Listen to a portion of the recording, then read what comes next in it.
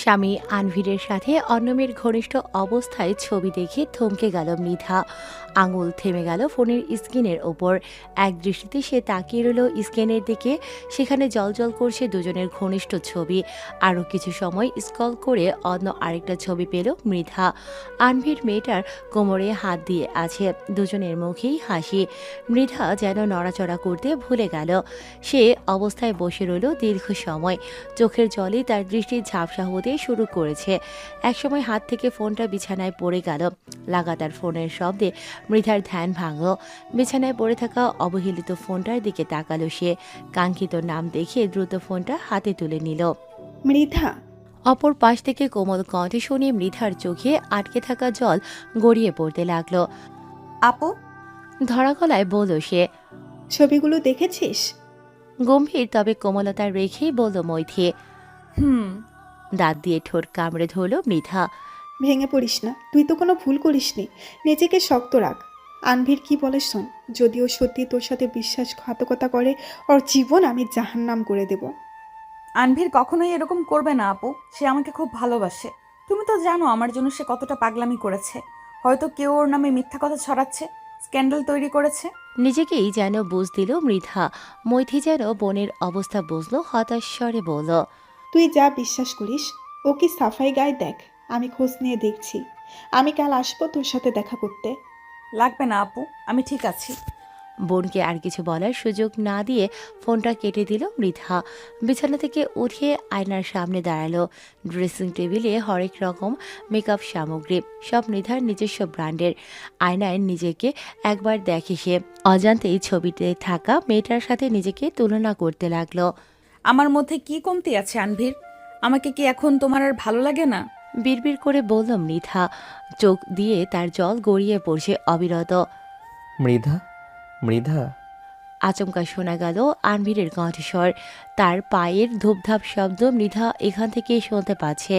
অন্যদিন হলে মৃধা সকল কাজ ফেলে এই ডাকে সাড়া দিতে ছুটে যেত, কিন্তু এখন সে কণ্ঠ শুনেও যেন নিজের জায়গা থেকে নড়তে পারছে না। তাকে যেতে হলো না, আনভিরের রুমে এলো। মৃধা। তাকে আয়নার সামনে এভাবে দাঁড়িয়ে থাকতে দেখে আনভির যেন কয়েক মুহূর্তের জন্য থমকে গেল। তবে পর মুহূর্তেই এগিয়ে এসেছে মৃধাকে নিজেদের দিকে ঘুরিয়ে নিল। তার চোখে মুখের অবস্থা দেখে তার বুঝতে সময় লাগলো না, মৃধা দেখেছে সব। মৃধা, বিশ্বাস করো ছবিগুলো মিথ্যা। ওই মেয়ের সাথে আমার সত্যিই কিছু নেই। আমার রেপুটেশন খারাপ করার জন্য কেউ স্ক্যান্ডাল তৈরি করেছে। তুমি তো জানো পরের মাসে আমার নতুন মুভি রিলিজ হবে। আমার সাফল্যতা দেখে অনেকেই হিংসা করে, তাই আমার নাম খারাপ করার জন্য এগুলো করছে। মৃধার দৃষ্টি তখন আনভিরের ঘাড়ে। তোমার নাম খারাপ করার জন্যই তাহলে কেউ তোমার শার্টের কলারে লিপস্টিক লাগিয়ে দিয়েছে? বলে সরাসরি তার চোখের দিকে তাকালো মৃধা। আনভির যেন ভরকে গেল। মৃধাকে ছেড়ে আয়নায় নিজেকে দেখল। বিচলিত দৃষ্টি তার। সে দ্রুত মৃধার বাহুজোড়া আঁকড়ে ধরল। মৃধা, আমার কথাটা শোনো।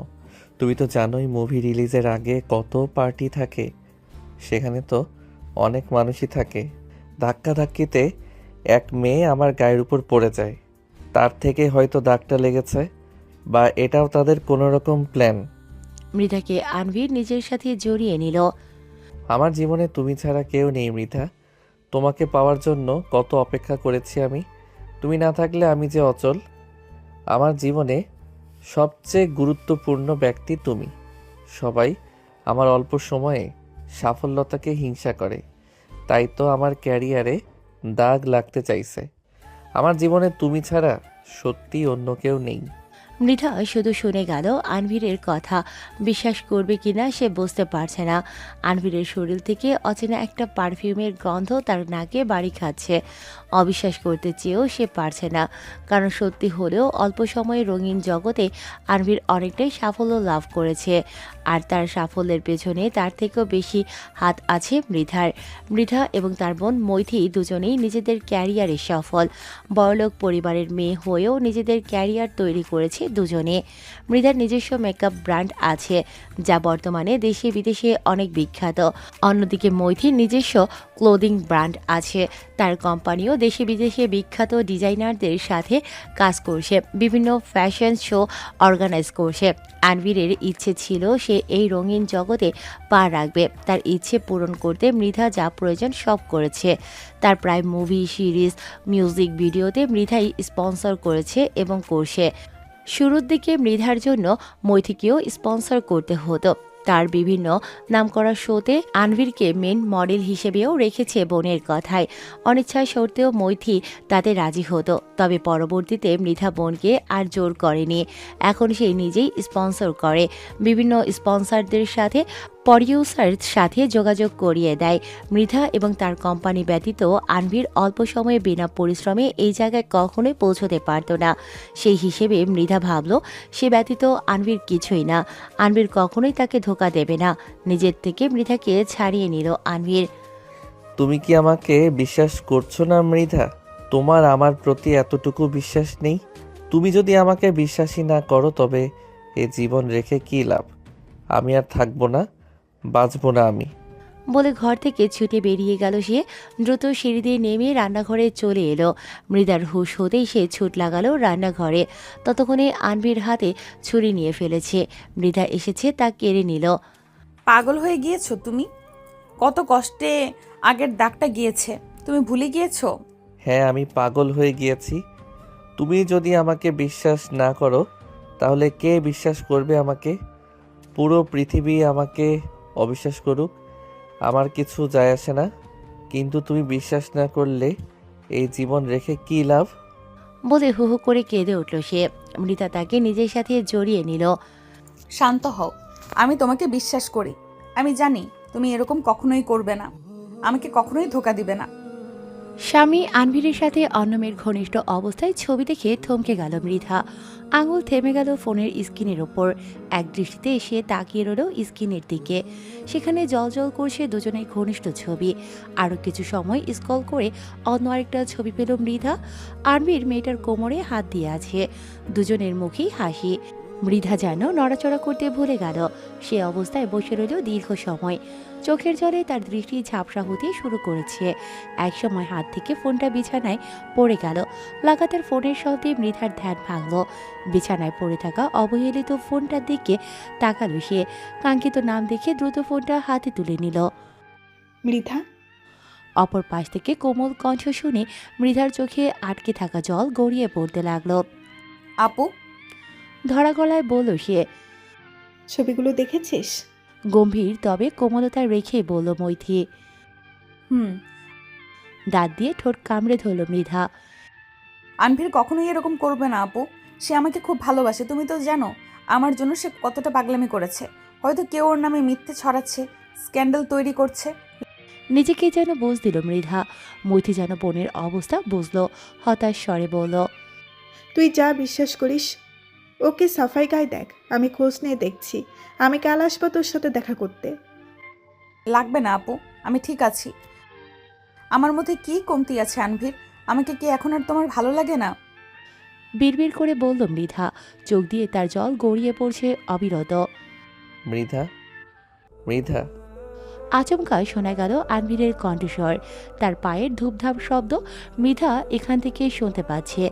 অন্যদিন হলে মৃধা সকল কাজ ফেলে এই ডাকে সাড়া দিতে ছুটে যেত। কিন্তু এখন সে কণ্ঠ শুনেও যেন নিজের জায়গা থেকে নড়তে পারছে না। তাকে যেতে হলো না। আনভীরই রমে এলো। মৃধা, তাকে আয়নার সামনে এভাবে দাঁড়িয়ে থাকতে দেখে আনভীর যেন কয়েক মুহূর্তের জন্য থমকে গেল। তবে পর মুহূর্তেই এগিয়ে এসে মৃধাকে নিজের দিকে ঘুরিয়ে নিল। তার চোখে মুখের অবস্থা দেখে তার বুঝতে সময় লাগলো না মৃধা দেখেছে সব। মৃধা, বিশ্বাস করো ছবিগুলো মিথ্যা। ওই মেয়ের সাথে আমার সত্যি কিছু নেই। আমার রেপুটেশন খারাপ করার জন্য কেউ স্ক্যান্ডাল তৈরি করেছে। তুমি তো জানো পরের মাসে আমার নতুন মুভি রিলিজ হবে। আমার সাফল্যতা দেখে অনেকেই হিংসা করে, তাই আমার নাম খারাপ করার জন্য এগুলো করছে। মৃধার দৃষ্টি তখন আনভীরের ঘাড়ে। তোমার নাম খারাপ করার জন্যই তাহলে কেউ তোমার শার্টের করালে লিপস্টিক লাগিয়ে দিয়েছে? বলে সরাসরি তার চোখের দিকে তাকালো মৃধা। আনভীর যেন ভড়কে গেল। মৃধাকে ছেড়ে আয়নায় নিজেকে দেখল। বিচলিত দৃষ্টি তার। সে দ্রুত মৃধার বাহুজোড়া আঁকড়ে ধরল।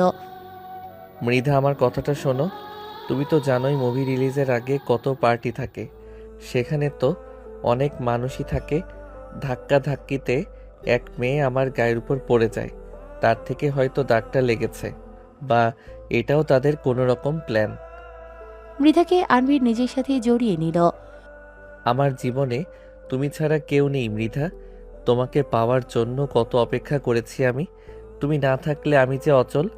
আমার জীবনে সবচেয়ে গুরুত্বপূর্ণ ব্যক্তি তুমি। সবাই আমার অল্প সময়ে সাফল্যতাকে হিংসা করে, তাই তো আমার ক্যারিয়ারে দাগ লাগতে চাইছে। আমার জীবনে তুমি ছাড়া সত্যি অন্য কেউ নেই। মৃধা শুধু শুনে গেল। আনবীরের কথা বিশ্বাস করবে কিনা সে বুঝতে পারছে না। আনবীরের শরীর থেকে অচেনা একটা পারফিউমের গন্ধ তার নাকে বাড়ি খাচ্ছে। অবিশ্বাস করতে চেয়েও সে পারছে না, কারণ সত্যি হলেও অল্প সময়ে রঙিন জগতে আনবীর অনেকটাই সাফল্য লাভ করেছে। আর তার সাফল্যের পেছনে তার থেকেও বেশি হাত আছে মৃধার। মৃধা এবং তার বোন মৈথি দুজনেই নিজেদের ক্যারিয়ারে সফল। বড়লোক পরিবারের মেয়ে হয়েও নিজের ক্যারিয়ার তৈরি করেছে দুজনে। মৃধার নিজস্ব মেকআপ ব্র্যান্ড আছে, যা বর্তমানে দেশে বিদেশে অনেক বিখ্যাত। অন্যদিকে মৈথির নিজস্ব ক্লোদিং ব্র্যান্ড আছে। তার কোম্পানিও দেশ বিদেশে বিখ্যাত ডিজাইনারদের সাথে কাজ করছে, বিভিন্ন ফ্যাশন শো অর্গানাইজ করছে। আনভীরের ইচ্ছে ছিল সে এই রঙিন জগতে পা রাখবে। তার ইচ্ছে পূরণ করতে মৃধা যা প্রয়োজন সব করেছে। তার প্রায় মুভি, সিরিজ, মিউজিক ভিডিওতে মৃধাই স্পন্সর করেছে এবং করছে। শুরু থেকে মৃধার জন্য মৈথিকেও স্পন্সর করতে হতো। তার বিভিন্ন নামকরা শোতে আনবীরকে মডেল হিসেবে রেখেছে বোনের কথায়। অনিচ্ছায় সত্ত্বেও মৈথি তাতে রাজি হতো, তবে পরবর্তীতে মৃধা বোনকে আর জোর করেনি। এখন সে নিজেই স্পন্সর করে, বিভিন্ন স্পন্সরদের সাথে, প্রডিউসারদের সাথে যোগাযোগ করিয়ে দেয়। মৃধা এবং তার কোম্পানি ব্যতীত আনবীর অল্প সময়ে বিনা পরিশ্রমে এই জায়গায় কখনোই পৌঁছতে পারত না। সেই হিসেবে মৃধা ভাবল সে ব্যতীত আনবীর কিছুই না। আনবীর কখনোই তাকে ধোঁকা দেবে না। নিজের থেকে মৃধাকে ছাড়িয়ে নিল আনবীর। তুমি কি আমাকে বিশ্বাস করছো না মৃধা? তোমার আমার প্রতি এতটুকু বিশ্বাস নেই? তুমি যদি আমাকে বিশ্বাসই না করো, তবে এ জীবন রেখে কী লাভ? আমি আর থাকবো না, বাঁচবো না আমি। বলে ঘর থেকে ছুটিয়ে বেরিয়ে গেল সে। দ্রুত সিঁড়ি দিয়ে নেমে রান্নাঘরে চলে এলো। মৃধার হুঁশ হতেই সে ছুট লাগালো রান্নাঘরে। ততক্ষণে আনভীর হাতে ছুরি নিয়ে ফেলেছে। মৃধা এসে তা কেড়ে নিল। পাগল হয়ে গিয়েছো তুমি? কত কষ্টে আগের ডাকটা গিয়েছে, তুমি ভুলে গিয়েছো? হ্যাঁ, আমি পাগল হয়ে গিয়েছি। তুমি যদি আমাকে বিশ্বাস না করো, তাহলে কে বিশ্বাস করবে আমাকে? পুরো পৃথিবী আমাকে অবিশ্বাস করুক, আমার কিছু যায় আসে না। কিন্তু তুমি বিশ্বাস না করলে এই জীবন রেখে কী লাভ? বলে হু হু করে কেঁদে উঠল সে। মৃধা তাকে নিজের সাথে জড়িয়ে নিল।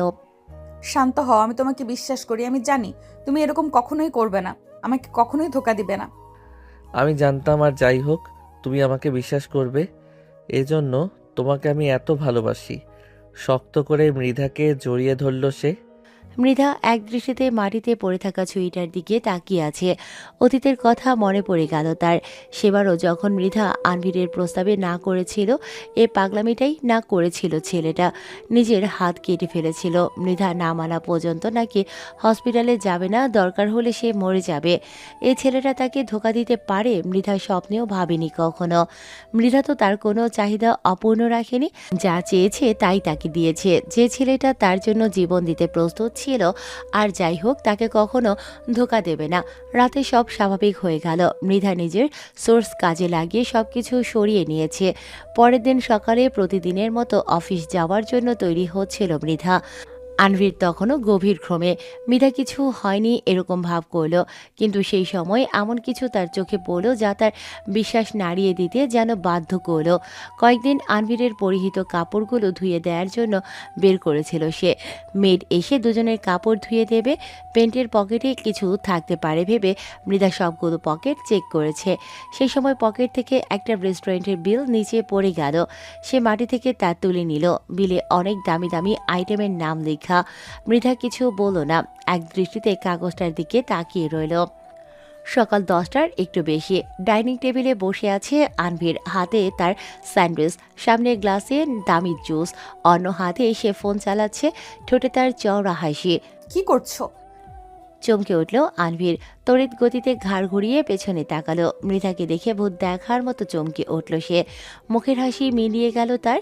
মৃধার পরনে তার কালো কুর্তি আর সাদা জিন্স, চুলগুলো ক্লিপ দিয়ে খোপা করে রেখেছে। আনভিরের মুখ থেকে সর্বপ্রথম সে কথাটা বের হলো। তুমি এই সময় বাড়িতে? অফিস যাওনি? মৃধার অধরে মৃদু হাসি ফুটে উঠল। তার হাবভাব এরকম যেন সে আগে থেকেই জানতো আনভির তাকে এই প্রশ্নটাই করবে। আনভিরের মুখোমুখি চেয়ারে বসতে বসতে মৃধা বলল, আমাকে বাড়িতে দেখে খুশি হওনি তুমি? তোমার কাজে ব্যাঘাত ঘটালাম বুঝি? আরে না না বেবি, তুমি কেন আমার কাজে ব্যাঘাত পড়বে? হঠাৎ তোমাকে দেখে চমকে গিয়েছিলাম। কথার মাঝে তাদের বাড়ির হেল্পিং হ্যান্ড মৃধাকে জুস দিয়ে গেল। ম্যাম, আর কিছু লাগবে? না, তুমি এখন যাও। সে চলে যেতেই আনভির প্রশ্নবোধক দৃষ্টিতে মৃধার দিকে তাকালো। তোমার আজ অফিসে কাজ নেই? ছিল, বিদেশি একটা কোম্পানির সাথে অনেক বড় একটা ডিল ছিল, ভালোই প্রফিট হতো সেই ডিলে। তাহলে যাওনি কেন? এত ভালো প্রফিট, তুমি এভাবে হাতছাড়া করলে? তার কণ্ঠে ছিল অন্যরকম বিচলতা ছিল। তা দেখে মৃধা মৃদু হেসে জানতে চাইল, তোমাকে এত বিচলিত দেখাচ্ছে কেন? এত হাইপার হচ্ছ কেন? লস হলে তো আমারই হবে, তুমি এত হাইপার হচ্ছ কেন? আনভির যেন থতমত খেয়ে গেল। আমতা আমতা করে বলল, তুমি ভালো প্রফিট হবে জেনেও ডিল হাতছাড়া করলে, তাই চিন্তায় পড়ে গিয়েছিলাম। এরকম করলে তো কোম্পানিরই ক্ষতি, তাই না? যত ডিল সিকিউর করতে পারবে ততই তোমারই তো লাভ। আমি তো তোমার ভালোই চাই বেবি। আমি জানি তো আমার সুপারস্টার হাজবেন্ড আমাকে নিয়ে অনেক চিন্তা করে, আমার কোম্পানি নিয়ে অনেক চিন্তা করে, তাই তো আমি ঘরে বসেই মিটিং করেছি। ডিল কনফার্ম করেছো তুমি? প্রশ্ন করার সময় আনভিরের চোখ যেন চিকচিক করছিল। মৃধা জুসের গ্লাসে এক চুমুক দিল। অবশ্যই, আমি কি বোকা এত ভালো অফার হাতছাড়া করব? এটা তো অনেক ভালো খবর। আমি জানতাম তুমি এতটাও বোকা নও যে নিজের ভালো বুঝতে না। টেবিলে থাকা কেকের এক পিস তুলে নিতে নিতে মৃধা বলল, আসলেই নিজের ভালো আমি খুব ভালো করেই বুঝি। মাই হাজবেন্ড মৃধা শেখ নিজের ভালোর জন্যই সবকিছু করতে পারে। বলে কেকের পিসে কামড় বসালো সে। তুমি আজ অফিসে যাওনি কেন? কোম্পানি বন্ধ নাকি? না, কোম্পানি খোলা, তবে আমার অন্য একটা কাজ ছিল, অন্য কারোর সাথে কিছু জিনিস ক্লিয়ার করার ছিল। কার সাথে? আমার তো আজ কোনো কাজ নেই, তাহলে চলো তোমাকে ড্রপ করে দেই। বাইরে যেতে হবে না, কাজটা আমার তোমার সাথেই আছে। আমার সাথে? ভ্রুকুসকে এলো আনভিরের। মৃধা প্যান্টের পকেট থেকে বিলের কাগজটা আনভিরের সামনে রাখলো। টেবিল থেকে কাগজটা তুলে নিয়ে তাতে চোখ বুলালো আনভির। তার চোখে মুখের হাব ভাব যেন পরিবর্তন হয়ে গেল। এই নে, রেস্টুরেন্টের খাবার অনেক মজা। এমনিতে তো তুমি খুব স্বাস্থ্য সচেতন, নিজের ফিগার মেনটেন করো। ওই দিন দেখি সব খাবার দুটো প্লেট করে খেয়েছো, অনেক ঝাল ছিল খাবারগুলো। তোমার যদি এতই ভালো লাগে আমাকে বলোনি কেন? আমরা পরের ডেটে এই রেস্টুরেন্টেই যাব, কি বলো? আনভির ঠোঁট দিয়ে জিভ ভিজিয়ে নিল, জোরপূর্বক হাসার চেষ্টা করলো যেন। আরে কি যে বলো তুমি! তুমি তো জানোই আমি নিজের শরীর কত মেনটেন করি। আসলে সেদিন নতুন কাজ নিয়ে একজনের সাথে দেখা করেছিলাম। সে অনেক ফুডি, তাকে সঙ্গ দিতে খুশি করতে গিয়ে এতগুলো খাবার খেতে হয়েছিল। এইসব কি বলছো বেবি? তুমি নতুন কাজের জন্য নিজের ফিগার নষ্ট করছো। তোমার কাজ লাগলে আমাকে বলতে, আমি কোনো ডিরেক্টরের সাথে কথা বলিয়ে দিতাম। আমি জানি তো, কিন্তু আমি নিজে কিছু করতে চাইছিলাম। তুমি কি চাও না আমি নিজে কিছু করি? টেবিলের ওপর থাকা মৃধার হাতের ওপর হাত রেখে বলল সে। মৃধা নিজের ওপর হাত দিয়ে তার হাত আঁকড়ে ধরল। অবশ্যই চাই। তুমি যা চেয়েছ আমি কি তোমাকে সব দেইনি? তুমি যদি নিজে কাজ খুঁজতে চাও আমার কোনো আপত্তি নেই। আনভিরের ঠোঁটের কোণে হাসির রেখা দেখা গেল। মৃধা তার হাত আরেকটু শক্ত করে ধরল। তাহলে আমরা আমাদের পরের ডেটে এই রেস্টুরেন্টে যাব, কি বলো? তার ঠোঁটের হাসির রেখা যেন মিলিয়ে গেল।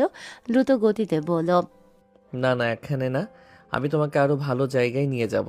তুমি থাকো, আমি শাওয়ার নিয়ে আসছি। মৃধার হাত ছাড়িয়ে চলে গেল আনভির। তাড়াহুড়োতে রেস্টুরেন্টের বিলের কাগজটা টেবিলেই ফেলে গেল। মৃধা টেবিলে অবহেলিতভাবে পড়ে থাকা কাগজটার দিকে এক দৃষ্টিতে তাকিয়ে রইল। ম্যাম, হ্যাঁ রুহিন, বলো। কিছু কাগজ দেখতে দেখতে বলল মৃধা। সামনে দাঁড়িয়ে আছে ফর্মাল ড্রেস আপে তার সেক্রেটারি রুহিন। ম্যাম, আপনি আনবির স্যারের কোনো কিছু প্রয়োজন হলে আমার সাথে যোগাযোগ করতে বলেছিলেন। তো কি হয়েছে?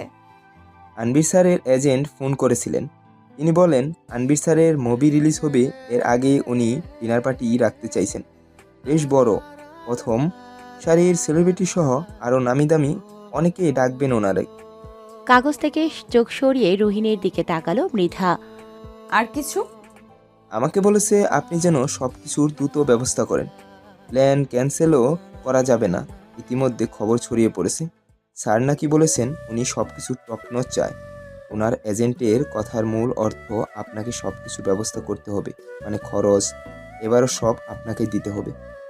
শেষ কথাটা বলার সময় উসখুস করছিল রুহিন। মৃধা হেসে টেবিলে হেলান দিল। এটা তো ভালোই, এতে ওর মুভির প্রচার হবে। তুমি যা কিছুর ব্যবস্থা শুরু করে দাও।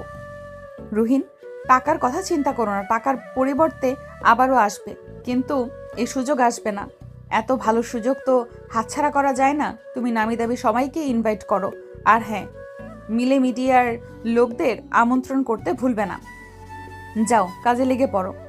মৃধা পুনরায় ফাইল চেক করতে লাগলো। রুহিন যেন মনে মনে হতাশ হলো।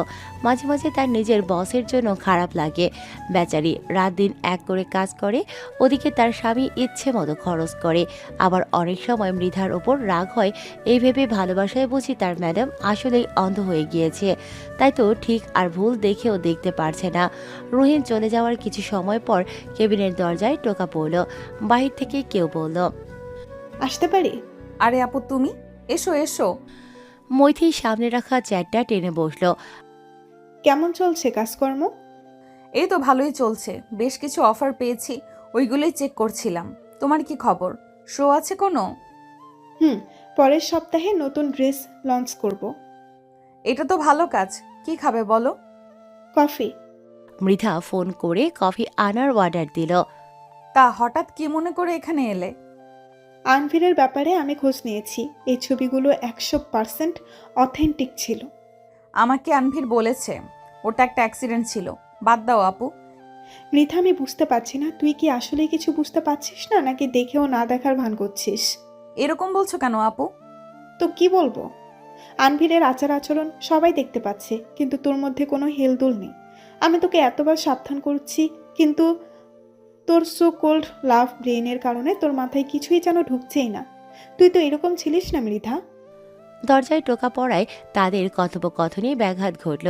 মৃধার অনুমতি পেয়ে ব্যক্তিটি ভেতরে এলো। হাই ম্যাম, আপনার কফি। আরে রুহিন, ধন্যবাদ। কেমন আছো? আপাতত ভালোই আছি ম্যাম। জানি না সামনের কিছুদিন কীরকম থাকবো। কেন, তোমার বস বুঝি অনেক খারস টাইপের? বেশি বেশি করলে আমার কোম্পানিতে চলে এসো, ডাবল স্যালারি দেব। মজা করেই বলল মৈথি। রুহিন হতাশ স্বরে বলল, বস তো ভালোই, কিন্তু মাঝে মাঝে ওনার কাজে ওনার জন্যই বড় দুঃখ লাগে। আবার কি করেছে এই মেয়ে? কফির মগে চুমুক দিল মৈথি। রুহিন কণ্ঠে আরো হতাশা মিশ্রিত করে জানালো, আনবির স্যার আবারও পার্টির আয়োজন করেছেন, আগের চেয়েও অনেক বড়। ওনারা বলেই শেষ। এখন তার দায়িত্ব ম্যামের উপর দিয়েছে। ম্যাম সব কিছুর দেখভাল করার দায়িত্ব নিয়েছেন আমাকে। মৈথি প্রশ্নবোধক দৃষ্টিতে মৃধার দিকে তাকালো। মৃধা মৃদু ধমক দিল রুহিনকে। তুমি যাও এখন। বেচারা রুহিন বকা খেয়ে দ্রুত কেবিন থেকে বেরিয়ে গেল। মৈথি রাগী স্বরে জানতে চাইল, এসব কি মৃধা? আবারও কয়েক লক্ষ টাকা তুই খরচ করছিস এসবে? এসব তোর কষ্টের টাকা। এভাবে তুই খরচ করতে থাকলে তোর কোম্পানির পথে বসতে সময় লাগবে না। আনভিরের পার্টি দেওয়ার ইচ্ছে থাকলে নিজের উপার্জন করার টাকাই দিক। আজ পর্যন্ত কোনোদিন দেখলাম না নিজের উপার্জনের টাকায় তোকে কিছু দিতে। উল্টো তোর টাকায় তোকে উপহার কিনে দিয়ে তোকে ভুলিয়ে রাখে আর ইচ্ছে মতো খরচ করে। তোর কাজকর্মে এবার আমি সত্যিই হতাশ মৃধা। মৈথির কথা শুনে মৃধা চুপচাপ বসে রইল। কয়েক সেকেন্ড পর ঠোঁটের কোণে হালকা হাসি রেখে বলল, তুই আবারও বেশি চিন্তা করছিস আপু। সব ঠিক আছে, ওর একটু মজমস্তি করতে পছন্দ করে। ও তো আর ছোট বাচ্চা না, ওকে আমি আটকাবো? তুই চিন্তা করিস না। ঠিক আছে, আনবিলিভেবল। মৈথি বিরক্ত হয়ে চেয়ার ঠেলে উঠে দাঁড়ালো। তোর মতো মেয়ে কিভাবে যে এরকম হয়ে গিয়েছে আমি নিজেই বুঝ আসছে না। যা ইচ্ছে কর, তবে মনে রাখিস আগুন নিয়ে খেলতে গেলে হাত পুড়বেই। তুই যদি দেখেও না দেখার ভান করে থাকিস তবে বেশি সময় লাগবে না বিপদ তোর উপর আসতে। কিছু কিছু সময় অবিশ্বাস করাটাও নিজেদের জন্য মঙ্গলজনক। মৈথি চলে গেলে মৃধা গভীর নিঃশ্বাস ফেলল। চোখে এক মুহূর্তের জন্য অদ্ভুত মনোভাব ফুটে উঠল। পার্টির দিন হলরুম ভরে গেছে ঝলমলে আলো আর সাজসজ্জায়। বিদেশি ওয়াইনের গ্লাস হাতে মানুষের ভিড়, তার হাসি, গল্প, ব্যবসায়িক আলাপে ব্যস্ত। একপাশে সাজানো টেবিলে নানা রকম খাবারের গন্ধ ছড়িয়ে গিয়েছে। তার পাশে স্টেক, পাস্তা, স্যুপ, কোনায় সাজানো নানা রঙের ককলেট। মৃধা একে একে সবার সঙ্গে হাসি মুখে কথা বলছে। ফর্মাল ড্রেস ছেড়ে আজ সে শাড়ি পরেছে, সাথে হালকা মেকআপ। মোটামুটি সবাই চলে আসার পর আনভির মঞ্চে উঠিয়ে মাইক্রোফোন হাতে নিল। আপনাদের সবাইকে ধন্যবাদ আজকের অনুষ্ঠানে আসার জন্য। আমি চাই আজকের রাত, আজকের এই পার্টি আপনাদের যেন চিরদিন মনে থাকে। পেছনে সব স্ক্রিনের দিকে ইশারা করে সে আবারও বলল, আজকের পার্টির মূল উদ্দেশ্য শীঘ্রই রিলিজ হতে যাওয়া মুভির লিড হিসেবে আমার পক্ষ থেকে এই সামান্য আয়োজন। এখন স্ক্রিনে মুভির কিছু অংশ এবং আমাদের পুরো টিমের সুন্দর কিছু মুহূর্ত আপনাদের সামনে রাখতে চলেছি। Please enjoy the party. Anvir নেমে এলো। স্ক্রিনে ভিডিও শুরু হলেও প্রথমে সবার পরিচয়, এরপর মুভির কিছু অংশ, তারপর কিছু বিহাইন্ড দ্য সিন। সবাই হাততালি দিচ্ছে, মিডিয়ার লোকজন ভিডিও করছে, ছবি তুলছে। হঠাৎ ভিডিও থেমে গেল এক ঝটকায়। পরের সেকেন্ডেই স্ক্রিনে ফুটে উঠল অন্য এক দৃশ্য, আনভিরের সাথে এক অজানা মেয়ের ঘনিষ্ঠ ছবি। তারপর আরেকটি ছোট্ট ভিডিও যেখানে তাকে কারো সাথে দেখা যাচ্ছে কোনো হোটেলে প্রবেশ করতে। আচমকা পুরো পরিবেশ নিস্তব্ধ হয়ে গেল। কয়েক সেকেন্ডের ক্লিপটাই যেন যথেষ্ট ছিল ভিড়কে চুপ করে দেওয়ার জন্য। কেউ কেউ অবাক হয়ে তাকাচ্ছে, কেউ ফোন বের করে রেকর্ড করছে, আবার কারো চোখে তাচ্ছিল্যের ঝিলিক কিংবা নিজের লাভের আশায় খুশির আমেজ। ফিসফাস শব্দ ভেসে আসতে শুরু করেছে। ওটা কি আনবির? মনে হচ্ছে তাই। মেয়েটাকে মুভির কোনো কাস্ট তো মনে হচ্ছে না। বোঝাও তো যাচ্ছে না মেয়েটার চেহারা। আনভির যেন হঠাৎ জমে গেল। হাতে ধরা ওয়াইনের গ্লাসটা কাঁপছে, তার গলার স্বর কাঁপছে, চেয়েও কিছু বলার শক্তি পাচ্ছে না সে। ভিডিওটা ইতিমধ্যেই শেষ হয়ে গেছে, আবার মুভির ফুটেজ চলতে শুরু করেছে। আনভিরের মুখের রং মুহূর্তেই উড়ে গেল যেন। দ্রুত স্টেজে উঠে মাইক্রোফোন হাতে নিয়ে কাঁপা গলায় বলল, এটা আপনারা যা ভাবছেন এরকম কিছুই না। আপনারা যা ভাবছেন এরকম কিছুই না, এটা মিসআন্ডারস্ট্যান্ডিং। Please come down. তার কথা শেষ হওয়ার আগেই আবারও ভিড়ের মাঝে ফিসফাস শুরু হলো। তার কথা কেউ আপাতত কানে নিচ্ছে না বোঝাই যাচ্ছে। আনভির চারপাশে তাকালো, তার যেন শ্বাস বন্ধ হয়ে আসে। অজানা কারণে তার চোখে আতঙ্ক স্পষ্ট। একজন সিনিয়র অতিথি হালকা ঠাট্টা করে বলে, আনভির বেচারা ভুলে গিয়েছে এই যুগের ক্যামেরা থেকে বাঁচা মুশকিল। ভিড়ের মাঝে থেকে আরেকজন বলে উঠল, ভিডিওটা যদি সত্যি হয় তাহলে তো মৃধা বেচারি। এই নাটক সিনেমার জগৎ কত যে রং তামাশা হয়। একজন তৎক্ষণাৎ ফোন বের করে বলল, দাঁড়াও, এটা আমি রেকর্ড করছি। তার দেখা দেখি আরেকজন বলল, এটা তো সরাসরি স্টোরিতে দেবার মতো কন্টেন্ট। কেউ টুইট করছে, কেউ ইনস্টাগ্রামে স্টোরি দিচ্ছে। কয়েক মিনিটের মধ্যে নোটিফিকেশনের শব্দে ঘর ভরে গেল। ভিডিও ইতিমধ্যেই পোস্ট শেয়ার হতে শুরু করেছে। আনভিরের মুখে স্পষ্ট অস্থিরতা। সে কাঁপা কাঁপা স্বরে সবাইকে বোঝানোর চেষ্টা করছে। আর ওই মেয়েটা আমার বন্ধু ছিল। ভিডিওটাতে যা দেখানো হয়েছে এরকম কিছুই নেই আমাদের মাঝে। আমার নামে বদনাম রটানোর জন্য করা হয়েছে এসব। কিন্তু কথাগুলো কেউ মন দিয়ে শুনছে না। আনভির অস্থির হয়ে কাউকে ফোন করে, ভাই এই ক্লিপটা প্লিজ নামিয়ে দাও, তাড়াতাড়ি করো। কিন্তু অপর পাশে শোনা গেল, অনেক দেরি হয়ে গিয়েছে, এটা সব প্ল্যাটফর্মে চলে গেছে, তবে আমরা চেষ্টা করছি, তুমি চিন্তা করো না। আনভিরের কপালে ঘাম জমে গিয়েছে, চোখে অনিশ্চয়তা, আশঙ্কা। কিছু সময় পূর্বে চেহারায় লেগে থাকা উজ্জ্বলতা, হাসি কোথায় যেন হারিয়ে গিয়েছে। মৃধা এবার ধীরে ধীরে মঞ্চের দিকে এগিয়ে গেল। সবাই ভেবেছিল হয়তো সে রাগে বিস্ফোরিত হবে কিংবা অনুষ্ঠান ছেড়ে চলে যাবে, কিন্তু না, সে বরং আনভিরের হাত ধরে দৃঢ় কণ্ঠে আত্মবিশ্বাসের সাথে বলল, আমি তাকে চিনি, আমি জানি ও কখনো আমার সাথে এমন কিছু করতে পারে না। আপনারা শান্ত হন। হলের ভেতর নিস্তব্ধতা নেমে এলো। আরভির অবাক চোখে তার দিকে তাকালো। এই মুহূর্তে সে আশা করেনি মৃধা এমন কিছু বলবে। মৃধা তাকে বিশ্বাস করছে, সত্যি নাকি স্বপ্ন আরভির বোঝার চেষ্টা করলো না। আপাতত এসব সামলাতে হবে, না হলে সব শেষ হয়ে যাবে। অন্যদিকে মৃধার স্বরে এমন এক বিশ্বাসের ছোঁয়া দেখে কিছু অতিথি যেন দ্বিধায় পড়ে গেল। এই ভেবে ভিডিও কি তাহলে সত্যিই ফেক?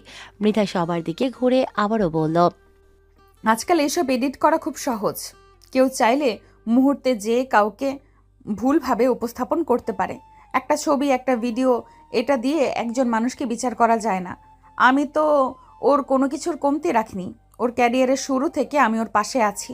সে কখনো আমার সাথে বিশ্বাসঘাতকতা করবে না। লোকজনের মুখে নানা অভিব্যক্তি, কারো চোখে সহানুভূতি, কারো চোখে অবিশ্বাস, আবার কারো কারো দৃষ্টিতে তাচ্ছিল্যের মনোভাব। কিন্তু আনভিরের মনে যেন একটু স্বস্তি এলো। অন্তত মৃধা তার বিরুদ্ধে গেল না, না হলে পরিস্থিতি হাতের বাইরে চলে যেতে সময় লাগতো না। এবার কেউ কেউ মৃধার সাহসের প্রশংসা করছে। স্বামীর প্রতি অনেক বিশ্বাস দেখছি এই মেয়ের। আজকাল এরকম বিশ্বাস খুব কম দেখা যায়। এরকম স্ত্রী পাওয়া আসলে ভাগ্যের ব্যাপার। শুনেছি তানভীরের পিছনে অনেক টাকা খরচ করেছে তার স্ত্রী। এই পার্টিও সেই নাকি দিয়েছে। কি বলো? এদিকে আনভির সব ক্রেডিট তো নিজের আর নিজের টিমের দিচ্ছে।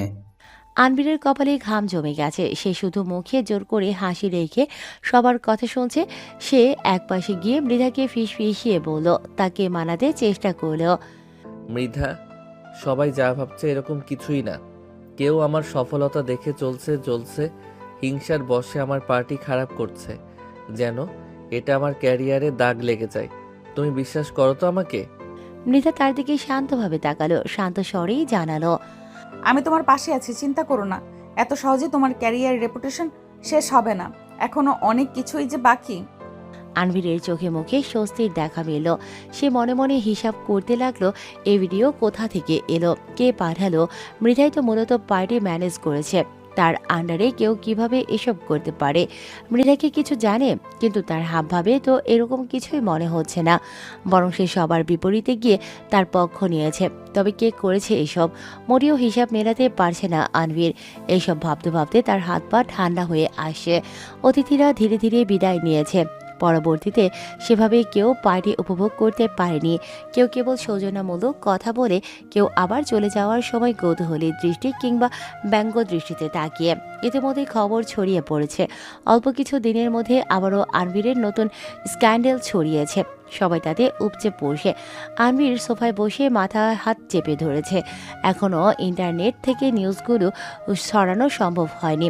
অল্প সময়ে এত বেশি ছড়িয়ে পড়েছে যেন কেউ আগে থেকেই সব সেট করে রেখেছিল। শুধু অপেক্ষায় ছিল সে বা তারা।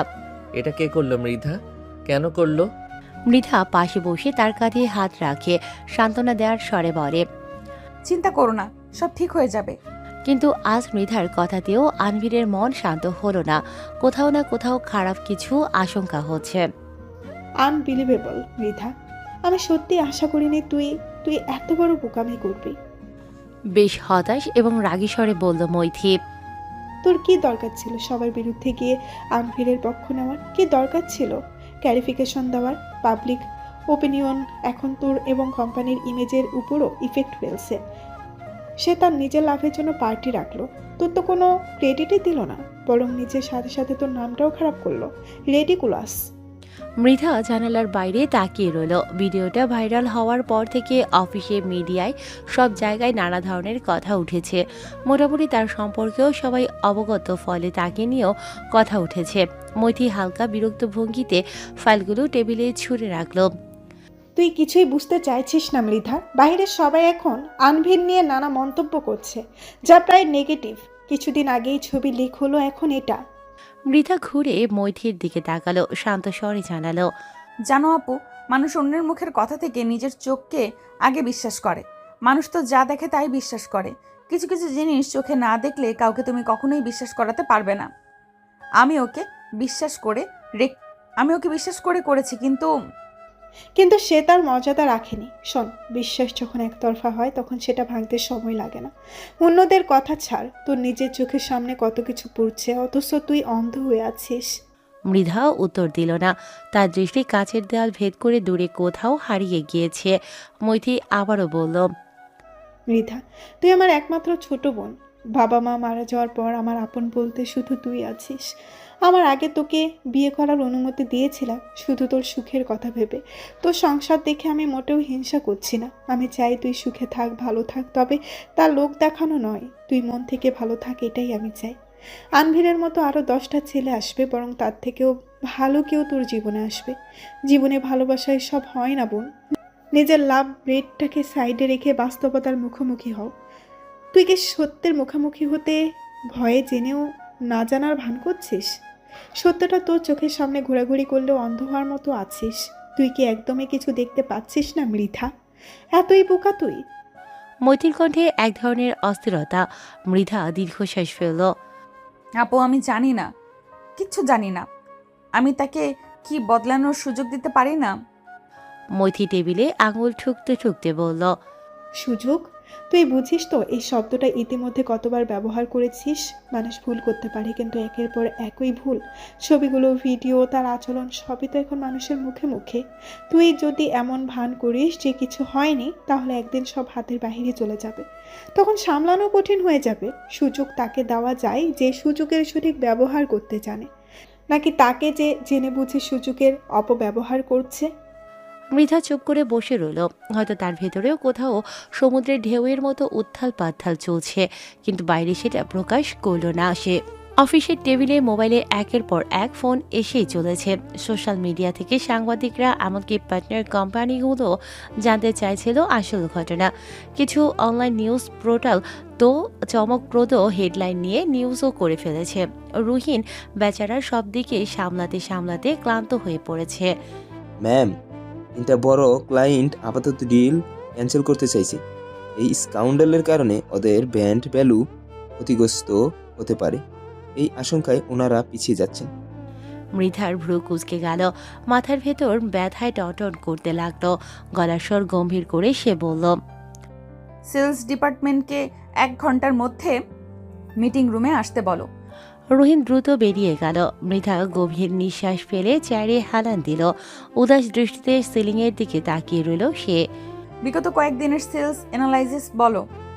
ম্যাম, গত 2 দিন ধরে কিছুটা সেল ড্রপ করেছে, মাঝে মাঝে বাড়লেও বেশিরভাগ সময় ড্রপ করেছে। কারণ? রুমে উপস্থিত সকলে একে অপরের দিকে তাকালো। মৃধা তা দেখে শান্ত স্বরেই বলল। তোমরা মতামত দাও, দ্বিধা করো না। তাদের মাঝ থেকে একজন মেয়ে বলল।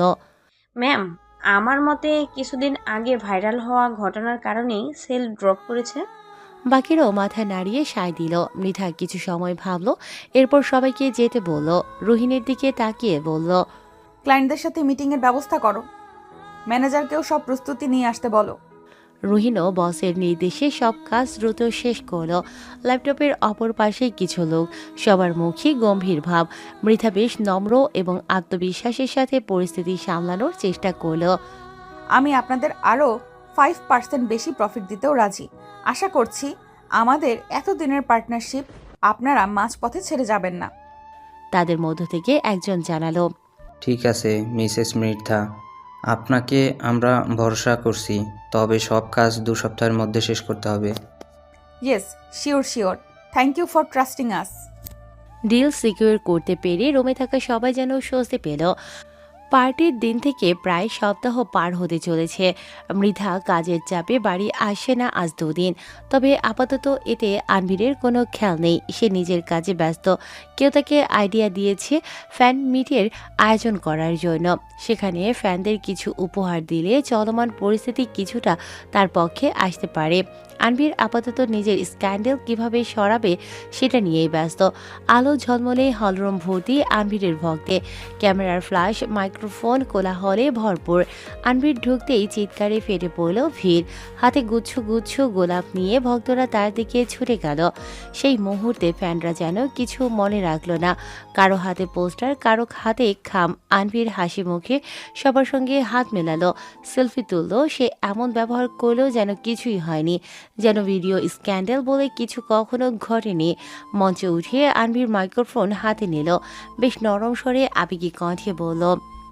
তোমরা এসেছো দেখে আমি বেশ খুশি হয়েছি। আমি তো তোমাদের ভালোবাসার সাপোর্ট ছাড়া কিছুই নই, তাই আজ তোমাদের জন্য ছোট্ট কিছু আয়োজন। হল কেঁপে উঠল করতালিতে। কিছু সময় পর সে ঘোষণা করল, জানো আজ যারা এসেছো তাদের মধ্যে কজন লাকি ফ্যানদের জন্য রয়েছে বিশেষ উপহার। কে কে আগ্রহী? হই হই করে উঠল সকলে। লটারির মাধ্যমে 10 জনকে বেছে নেওয়া হলো। যেখানে ফ্যান মিটের আয়োজন করা হয়েছে তার উপর বেশ কয়েকটা মল আছে। আনবির মাইক হাতে বুক উঁচিয়ে ঘোষণা করল, তোমাদের পছন্দ মতো তোমরা সকলেই 3টা জিনিস নিতে পারবে, তবে সময় 5 মিনিট। তোমাদের সব খরচ আমার পক্ষ থেকে। সবাই বেশ আগ্রহ নিয়ে অপেক্ষা করছে। কয়েকজন ফ্যান লাইভও করছে। Times up. দেখা গেল কেউ কেউ দামি ঘড়ি, পারফিউম ব্যাগ আরও বেশ অনেক জিনিসই নিল। আনবির বেশ গর্বের সাথে পকেট থেকে বের করলো ঝলমলে ব্ল্যাক কার্ড। কার্ডটা সামনে থাকা লোকটা দিল। সব ভালোই ভালোই চলছে দেখে আনবির মনে মনে খুশিই ছিল, কিন্তু ডিক্লাইন্ড। সামনে ক্যাশিয়ার অস্বস্তি নিয়ে জানালো, স্যার আপনার কার্ডটা কাজ করছে না।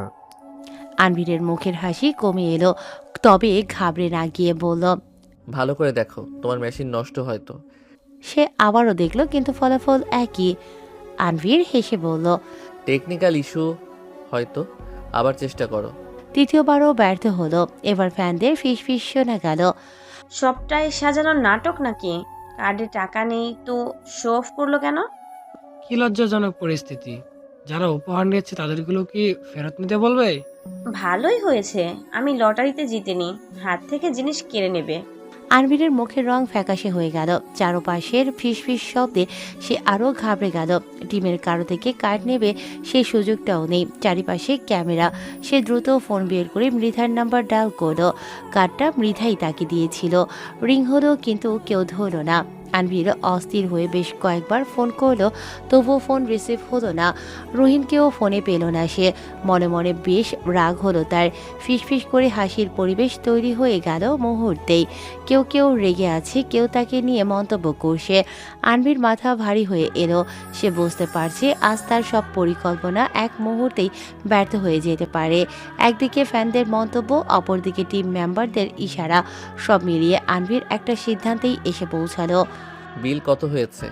5,80,000 টাকা স্যার। দাম শুনে আনভিরের হার্ট অ্যাটাক করার উপক্রম। এত টাকা, এত টাকার জিনিস কিনেছে এরা? সে সচরাচর মৃধার কার্ড ব্যবহার করে বলে পে করার আগে বিল সম্পর্কে জানতে চায় না, কিন্তু এখন নিজের কার্ড থেকে পে করতে হবে। এছাড়া আর কোনো উপায় নেই তার কাছে। অন্য কোনো কার্ড যে তার কাছে নেইও। নিজের কার্ডটা হাসি মুখে এগিয়ে দিল সে, তবে মুখে হাসি রাখলেও মনে মনে বেশ ক্ষুব্ধ সে। Pure people. বিল পে হয়ে গেল। এবার পরিবেশ কিছুটা শান্ত হলো। সবার মুখভাবে পরিবর্তন এলো, তবে আনবির মোটেও খুশি নয়। সে মনে মনে মৃধার উপর ভীষণ রেগে আছে, ভীষণ। সময়ের সাথে সাথে রাত গভীর হচ্ছে। চারিপাশে অদ্ভুত নীরবতা ছেয়ে আছে। লিভিং রুমে হালকা আলো জ্বলছে। দরজা খোলার শব্দ শোনা গেল। মৃধা ধীরে পাশে নিজের ক্লান্ত শরীরটা কেটে এনে ভেতরে ঢুকলো। টানা কাজ করে তার শরীরটা যেন আর চলছে না। জুতো খুলে ব্যাগটা সোফায় রাখলো সে। ডাইনিং টেবিল থেকে পানি পান করলো। সেই সময় আনভিরের কণ্ঠেও শোনা গেল, এতদিনে তোমার আসার সময় হলো, আরো কিছুদিন পরে ফিরতে। তার কণ্ঠে যেন ব্যঙ্গার্থ ভাব ছিল। মৃধা স্বাভাবিক কণ্ঠেই বলল, অর্ডারের চাপ ছিল, টাইম লিমিট কম ছিল, তাই ফেরার সময় পাইনি। এতটাই ব্যস্ত যে আমার ফোনটাও ধরার সময় পেলে না। বাহ।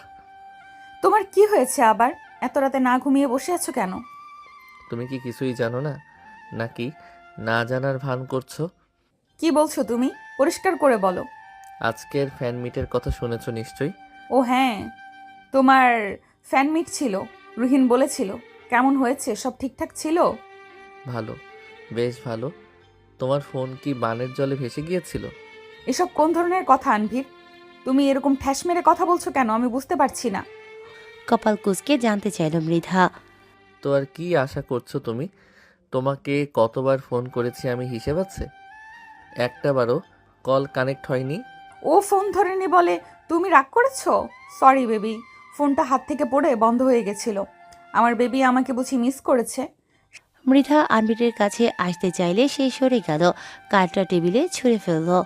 এই ফালতু কার্ডটা তুমি আমাকে ইচ্ছে করে দিয়েছো, তাই না? তুমি জেনে বুঝে আমার সাথে এরকম করেছো যেন সবার সামনে আমাকে বিব্রতকর পরিস্থিতিতে পড়তে হয়, তাই না? ইচ্ছে করে তুমি সব নাটক সাজিয়েছ। মৃধা অবাক দৃষ্টিতে তার দিকে তাকালো। সামান্য টাকার জন্য তুমি এরকম করছো আনভির? এই তুমি আমাকে ভালোবাসো, আমার কার্ড দিয়ে পে করতে পারোনি বলে তুমি আমার সাথে এত বাজে ব্যবহার করলে? টাকা তো তোমার কাছেও ছিল, তোমার কাছে তো তোমার নিজের কার্ডটাও ছিল। তুমি এত তো টাকা ইনকাম করো, আমিও তোমাকে সব দিয়েছি, তাও সামান্য কয়েকটা টাকার সাথে তুমি এরকম ব্যবহার করছো। আনভির, আমি কি সত্যিই তোমার কাছে টাকার মেশিন? লোকে যা বলে তাই কি সত্যি? আমার প্রতি তোমার কেয়ার, ভালোবাসা সবই তবে মিথ্যা? সবই কি টাকার কাছে তুচ্ছ? মৃধার চোখ দিয়ে টপ টপ করে পানি ঝরতে লাগলো। আনভির তার দেখে ঘাবড়ে গেল। সে দ্রুত এগিয়ে এসে মৃধাকে নিজের সাথে জড়িয়ে নিল।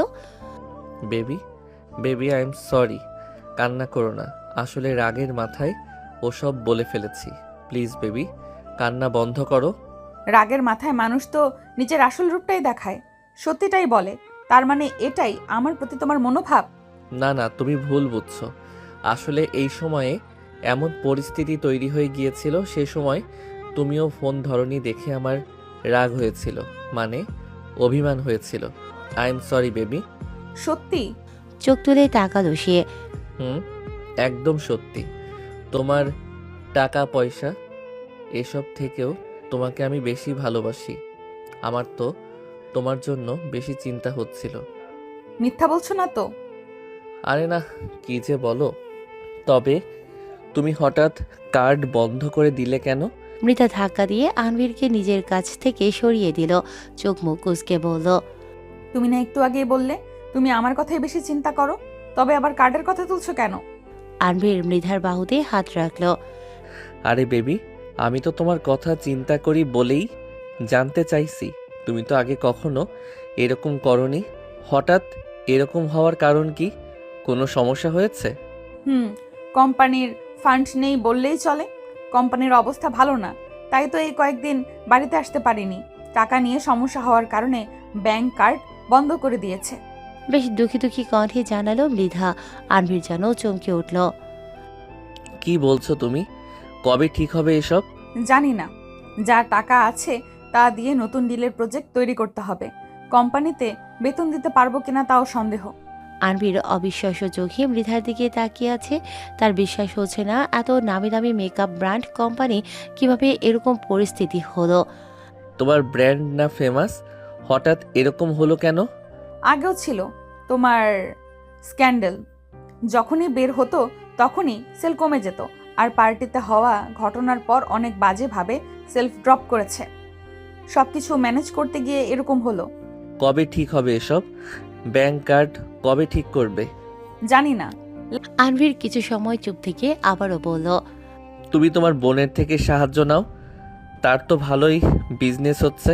লাভ নেই, আপু কিছুদিন আগে শো করেছে, অনেক টাকা খরচ হয়েছে তাতে।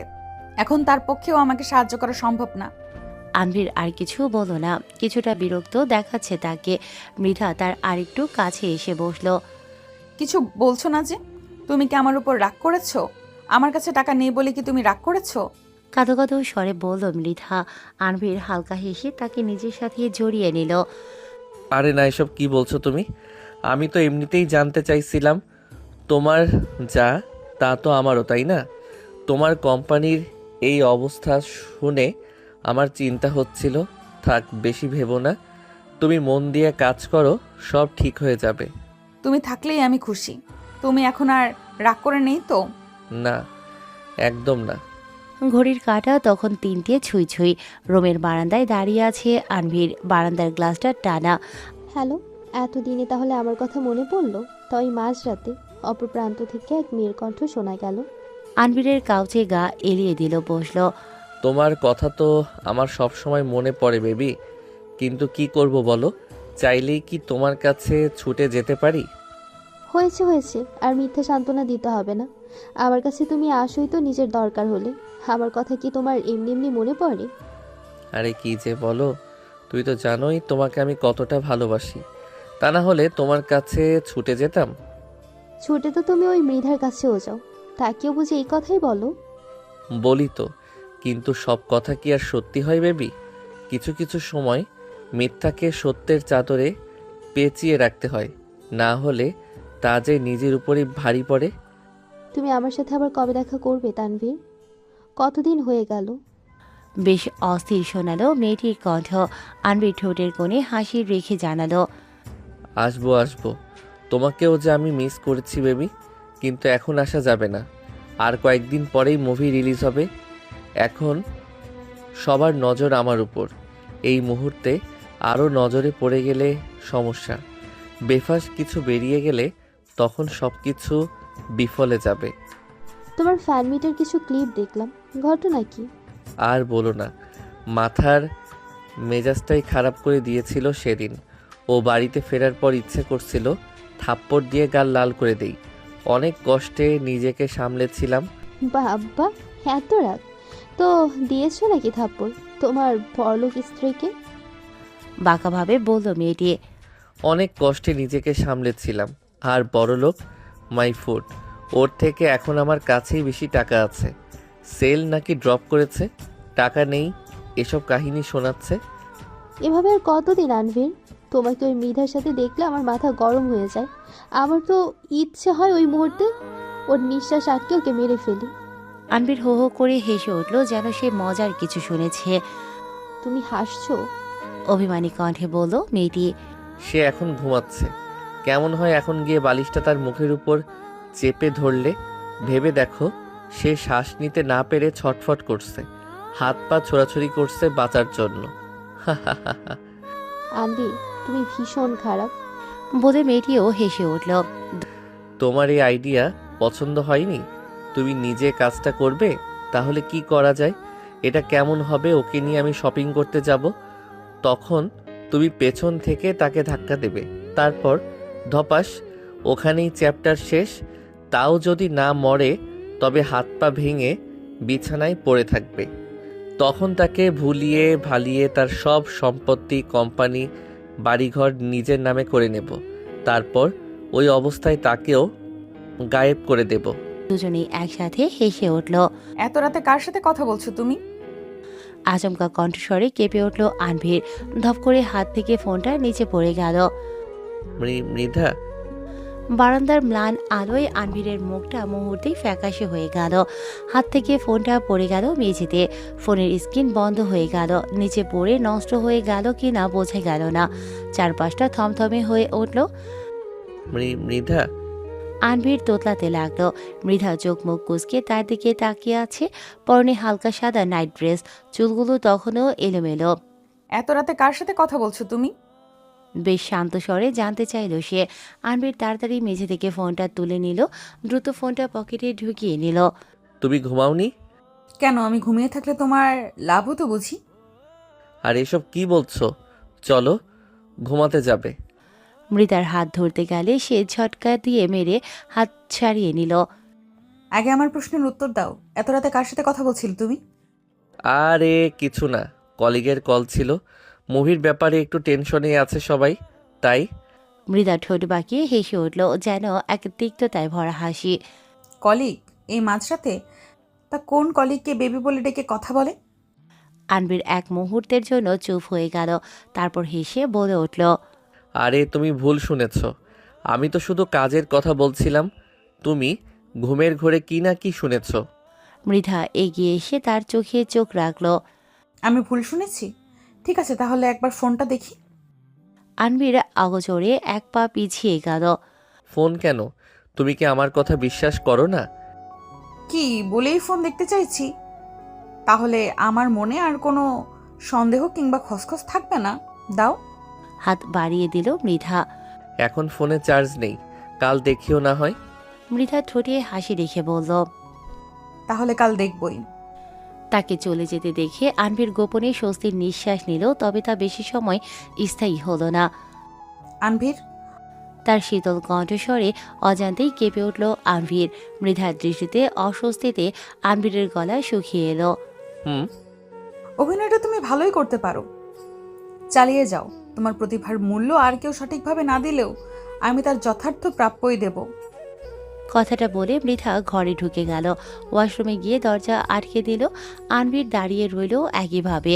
ফোনের টুংটাং শব্দে পকেট থেকে তা বের করল। স্ক্রিনে ভেসে উঠল কিছু মেসেজ। কি হলো, ফোন কেটে দিলে কেন? Don't worry baby, one day she will be out of the way, then only you and me good night my লাভ।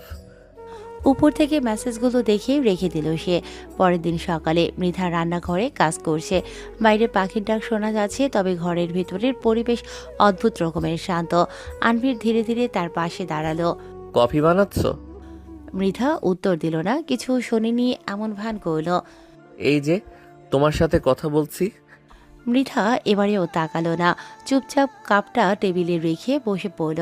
আনভির বুঝল মৃধা এখনো আগের রাতের কথা মাথায় রেখে আছে। তুমি কাল রাতের ঘটনায় এখনো রেগে আছো?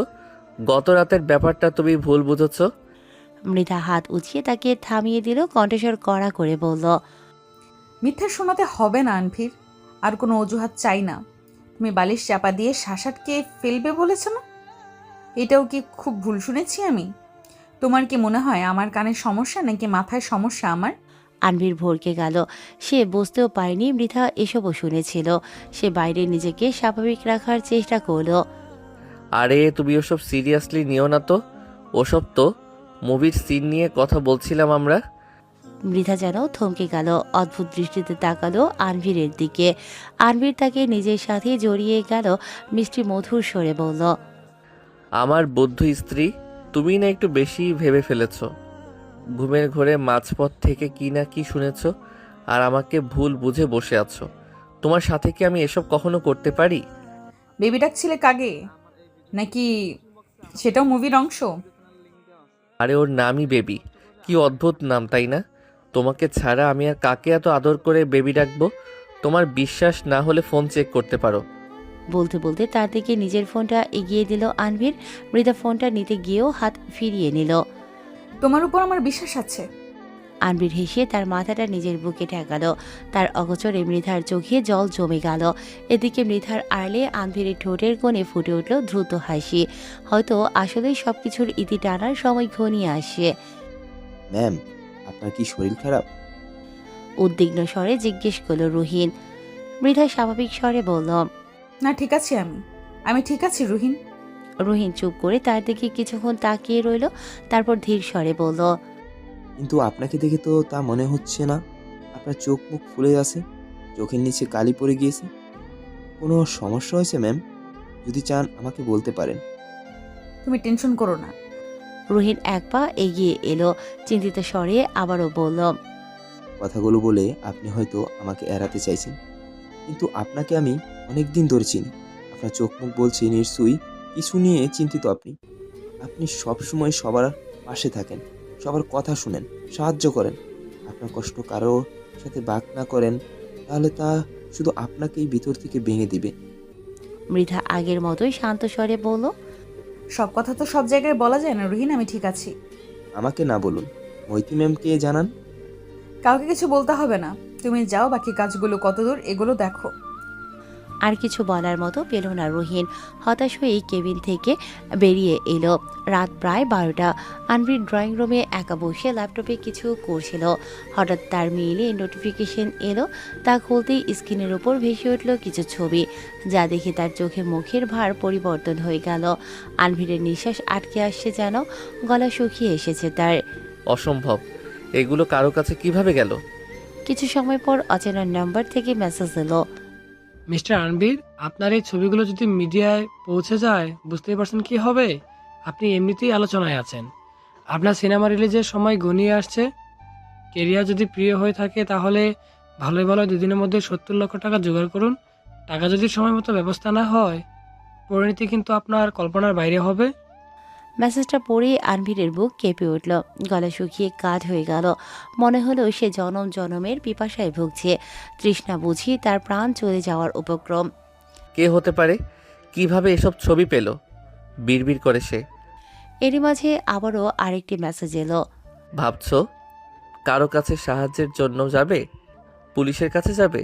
যাও, তবে মনে রেখো, একবার খবর বেরিয়ে গেলে মিডিয়া, সোশ্যাল মিডিয়া সব জায়গায় এগুলো পাঠিয়ে দেব। তোমার নাম ডাক তোমার প্রিয় না হলে যাও। আমি তো ভুলেই গিয়েছিলাম তুমি যাবেই বা কার কাছে। কাউকে বলার মতো সুযোগটাই যে তোমার কাছে নেই। 2 দিন সময় দিলাম, কিভাবে কি করবে ভেবে দেখো। সময় মতো কাজ না হলে ছবিগুলো তোমার স্ত্রী মৃধাকে সবার আগে পাঠাবো। আনভিরের গলায় শুকিয়ে গেল। সে ফোনটা টেবিলে ছুঁড়ে ফেলে দিল, মাথা ঘুরছে তার। সব শেষ হয়ে যাবে যদি এসব ফাঁস হয়। মুভি রিলিজের আগে আবারও কিছু বের হলো, কেলেঙ্কারি হয়ে যাবে, সব শেষ হয়ে যাবে। চিন্তা করতে করতেই রাত পার করলো আনভীর। মৃধা মাত্রই ফ্রেশ হয়ে বেরিয়ে এসেছে। আনভীর সোজা তাকিয়ে বলে বসলো। আমার কিছু টাকা দরকার, জরুরি। মৃধা ভ্রু কুঁচকে তাকালো। কেন? কিসের জন্য? এত সকালে তোমার টাকার প্রয়োজন কেন? তুমি এত প্রশ্ন করছো কেন? প্রয়োজন বলেই চাইছি, তাড়াতাড়ি দাও। কত টাকা? 60 লক্ষ। মৃধা তাকে পাশ কাটিয়ে ড্রেসিং টেবিলের সামনে এসে দাঁড়ালো। এতগুলো টাকা দেওয়া আমার পক্ষে সম্ভব নয়। আনভীর দাঁতে দাঁত চেপে ধরলো, রাগী স্বরে বলল। তুমি আমাকে বিশ্বাস করো না তাই না? সামান্য কটা টাকার জন্য তুমি আমার সেই এরকম করছো? মৃধা নির্লিপ্তভাবে জানালো। বিশ্বাসের কথা এখানে নয় আনভীর। এতগুলো টাকা তোমাকে আমি দিতে পারবো না। কোম্পানির অবস্থা এমনিতেই ভালো নয়। যা টাকা আছে তা দিয়ে নতুন প্রোডাক্ট তৈরি করতে হবে। ক্লায়েন্টকে প্রয়োজন থেকে বেশি প্রফিট অফার করতে হচ্ছে। কোম্পানির এতগুলো মানুষ, তাদের বেতন সময় মতো দিতে হবে। ব্যাংকও আমার অনেকগুলো কার্ড বন্ধ করে রেখেছে। আমাকে সবার কথা চিন্তা করতে হবে আনভীর। এই মুহূর্তে হুট করে এতগুলো টাকা তোমাকে দেওয়া সম্ভব হবে না।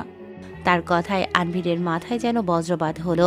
চোখে মুখে অস্থিরতা, আতঙ্কের ছাপ ফুটে উঠল। তাহলে এখন কি হবে?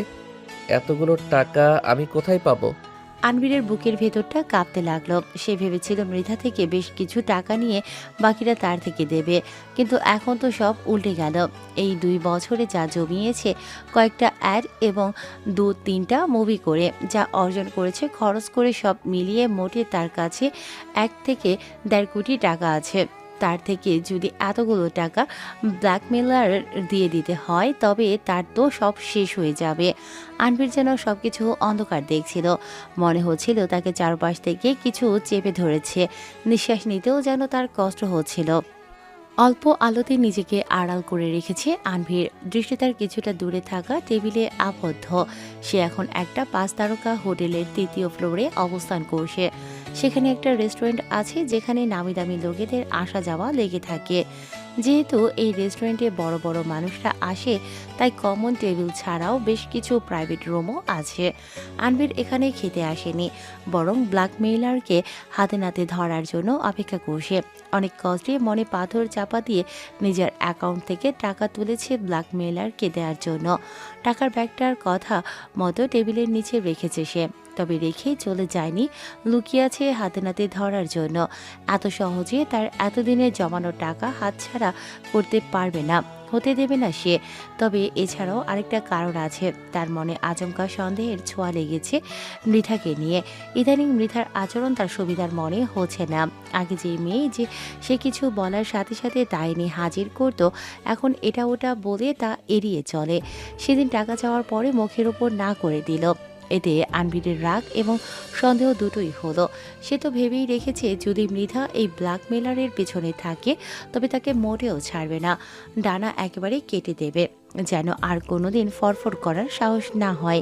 আচমকা তার নজর এলো কেউ টেবিলটার পাশ দিয়ে চলে গিয়েছে। সেই মহিলার হাতে একটা ট্রলি ছিল। তার ধ্যান আসতে আসতে মহিলা দূরে চলে গেল। আনভীর ছুটে এলো, হাত ধরে মহিলার পথ আটকে দিল। ব্যস্ত এবং রাগী স্বরে প্রশ্ন করল। কে পাঠিয়েছে তোমাকে?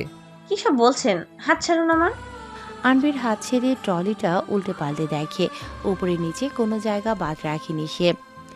আরে আরে কি করছেন? জিনিসগুলো এলোমেলো করছেন কেন? ব্যাগটা কোথায়? কোথায় লুকিয়ে রেখেছো ব্যাগটা? কিসের ব্যাগের কথা বলছেন? আমি কোনো ব্যাগ দেখিনি। কার কথায় কাজ করছো তুমি? কত টাকা দিয়েছে সে তোমাকে? আমি দ্বিগুণ দেব, শুধু ব্যাগটা ফেরত দাও। মাথা খারাপ হয়ে গেছে নাকি? কিসের ব্যাগের কথা বলছেন? আমি কোনো ব্যাগ দেখিনি, আর না কারো কথায় কাজ করেছি আমি। আমাকে কেউ কোনো টাকা দেয়নি। আমি তো এই হোটেলেই কাজ করি। বুক ধপ করে উঠল আনভীরের। কয়েক পা পিছিয়ে গেল সে। মহিলাটি তাকে বকতে বকতে ট্রলি ঠেলে চলে গেল। আনভীর যেন এবার চোখে অন্ধকার দেখছে। শেষ, সব শেষ। বিড়বিড় করলো সে। এক প্রকার টলতে টলতেই বাড়িতে এলো আনভীর। ধপ করে সোফায় বসে পড়ল, মাথা আপাতত তার ফাঁকা। কি করবে, কি হতে যাচ্ছে বা হচ্ছে কিছুই তার মাথায় ঢুকছে না। ফোনের শব্দে কেঁপে উঠল আনভীর। কাঁপা কাঁপা হাতে পকেট থেকে তা বের করে চেক করলো। টাকা ঠিকই আছে, তুমি বেশি চালাকি করে ভালো করনি, এর মূল্য তোমাকে দিতে হবে। এখন কিছুদিন রেস্ট করো, এরপর ছোটা শুরু হলে নিঃশ্বাস নেওয়ার সুযোগটাও হয়তো পাবে না। Bye bye superstar Anveer. Mail পড়ে আনভীরের নিঃশ্বাস ভারী হয়ে এলো। মনে হলো অদৃশ্য কেউ তার কানের কাছে উচ্চস্বরে হাসে। অজান্তে কেঁপে উঠল সে। আরে বাহ, হিরো সাহেবের এতদিনে আমার কথা মনে পড়লো। আমাকে মিস করছিলে? আমার কথা ভেবে ভেবে ঘুম হারাম হয়ে গেছিল নাকি? আনভীর বিরক্ত নিয়ে বলল, চুপ করো, বাজে কথা বলবে না। এমনিতেই সমস্যায় আছে, আর তুমি মজা করছো। তোমার আবার কি সমস্যা? তোমার কাছে তো টাকার মেশিন আছে, হাতের মুঠোয় পাওয়ার আছে, আঙ্গুল নাড়ালে সব মিথ্যা গায়েব হয়ে যাবে। আমাদের ছবি তুলেছে কেউ, এছাড়া অন্য মেয়েদের সাথে আমাদের ছবিও আছে। এগুলো লিক করবে বলে ব্ল্যাকমেইল করছে। মেয়েটা হেসে উঠল। আর নতুন কি, এমনিতেও তোমার কিছু ছবি ভাইরাল হয়ে গিয়েছে। আবারও যদি হয় তবে আগের মতোই ম্যানেজ করে নেবে। আরে সমস্যা যদি এতই সহজ হতো তাহলে এত চিন্তার কিছু ছিল না, কিন্তু এটা এতটাও সহজ নয়। ব্ল্যাকমেইলার আমার সম্পর্কে আরও অনেক কিছু জানে, আর সে মৃধাকে জানিয়ে দেবে বলে হুমকি দিচ্ছে। এতগুলো টাকা দিলাম, কিন্তু তার হাবভাবে আমার মনে হচ্ছে না এত সহজে সবকিছু মিটমাট হবে। তাহলে কি করবে এখন? সবকিছু শেষ হয়ে যাচ্ছে। বুঝতে পারছি না। তাকে ধরার জন্য লুকিয়েছিলাম, কিন্তু তাও কিভাবে জানি আমার চোখের সামনেই ব্যাগটা নিয়ে চলে গেল। আমি কাউকেই দেখতে পাইনি, কিন্তু ব্ল্যাকমেইলার আমার কাজকর্ম যেন সব নজরে রাখছে। তুমি হিরো সাজতে গিয়েছিলে তাই না? ব্ল্যাকমেলার ধরতে চেয়েছিলে? ওরে বাবা, সিনেমায় যেমন ভিলেনকে ধরা যায়, বাস্তবে কি এত সহজ? সিনেমা হোক আর রিয়েল লাইফ, খুঁজে তো আমি বের করবই। আমার পথের কাঁটা যেই হবে তাকে উপড়ে ফেলতে। তোমার কাউকে সন্দেহ হচ্ছে? সময় নেব না। আমার কেন যেন মৃধার আচরণে সন্দেহ হচ্ছে। মৃধা, তুমি না বলেছিলে সে তোমার উপর বিশ্বাস করে, তোমাকে কখনোই অবিশ্বাস করবে না? এখন কি হলো? যেন খানিক ব্যঙ্গ করে বলল মেয়েটি। জানি না, তবে কোথাও না কোথাও আমার খটকা লাগছে। তাহলে এখন কি করবে? যদি তোমার সন্দেহ সত্যি হয় তাহলে সব শেষ, বিপদ আমাদের মাথার উপর ঘুরছে। কিন্তু আমি নিশ্চিত নই। সন্দেহ থেকে তাড়াহুড়ো করে কোনো পদক্ষেপ নিলে পরে যদি হিতে বিপরীত হয় তখন? তোমার সন্দেহ নিশ্চিত হতে একটা উপায় আমার কাছে আছে। কি? মৃধার ব্যাংক অ্যাকাউন্ট চেক করে দেখো। যদি সত্যি সে এসবের পেছনে থাকে তবে এতে সব পরিষ্কার হয়ে যাবে। আনভীরের পছন্দ হলো আইডিয়াটা। খারাপ বলনি। যদি আসলে তোমার সুন্দরী বউ টের পেয়ে যায় তখন কি করবে? কি আর করব, কাউকে জানানোর আগে তাকেই দুনিয়া থেকে নাই করে দেব। শোনো, বর্তমানে তোমার বউ তোমার দুর্বলতা, তার নামেই সব টাকা, সব প্রপার্টি। ওকে সরাতে না পারলে তুমি এক কদমে এগোতে পারবে না। তবে তাকে হুট করে সরিয়ে দিলেও কিছুই তোমার হাতে আসবে না, উল্টো সন্দেহের কেন্দ্রবিন্দুতে চলে আসবে তুমি। আনভীর কিছু বলল না, তবে তার চোখে রাগের ছোঁয়া দেখা গেল। তাহলে কি করব এখন? সে কিছু করবে তার আগে আমাদের প্রস্তুতি নিয়ে রাখতে হবে। যদি সত্যি সেসবের পেছনে থাকে তবে তোমাকে সাবধানে থাকতে হবে। সে নিশ্চয়ই তোমার উপর নজর রাখছে। যদি সত্যি সে এসব করে তবে তোমার প্রথম কাজ হবে ওকে ভেতর থেকে ভেঙে দেওয়া, মানসিকভাবে অসুস্থ প্রমাণ করো। তখন কে আর তাকে বিশ্বাস করবে? তুমি সহজেই সব কাগজপত্র দখলে নিতে পারবে। পাগল প্রমাণ করা, এটা খারাপ আইডিয়া না। তুমি তো নামই অভিনেতা, অভিনয় তোমার রক্তে মিশে আছে। ওকে প্রতিদিন একটু একটু করে ভেঙে দাও, এমন পরিস্থিতি তৈরি করো যাতে মনে হয় ও হ্যালুসিনেট করছে। দরকার পড়লে এমন ওষুধ দাও যেগুলো খেলে সে অদ্ভুত জিনিস দেখতে শুরু করবে, কিন্তু পরবর্তীতে রিপোর্ট তার উপস্থিতি পাওয়া যাবে না। তারপর? তারপর এমন কিছু করতে হবে যেন সব কিছু আমাদের ফেভারে চলে আসে।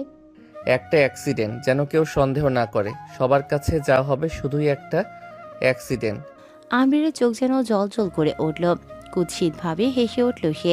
তার হাবভাবে মনে হচ্ছে সে হয়তো আরো বড় কোনো ঘৃণ্য পরিকল্পনা করছে। পরবর্তী এক সপ্তাহ আনভীর অনেক কলা কৌশল করে মৃধার ব্যাংক স্টেটমেন্ট বের করলো। তার প্রতিটা কর্মকাণ্ডে নজর রাখলো শকুনের মতন, কিন্তু সর্বশেষ যা তার হাতে এলো তাতে সে অবাক না হয়ে পারল না। একটি সপ্তাহ ধরে শকুনের মতো মৃধার প্রতিটি কাজকর্ম নজরে রেখেছিল আনভির। বিভিন্ন কলা কৌশলে টাকা খরচ করে ব্যাংক স্টেটমেন্ট বের করলো সে, কিন্তু শেষমেশ যা হাতে এলো তা দেখে আনভির হতাশই হলো। সোফায় গা এলিয়ে দিয়ে মাথা চেপে ধরল আনভির। এটা কিভাবে সম্ভব?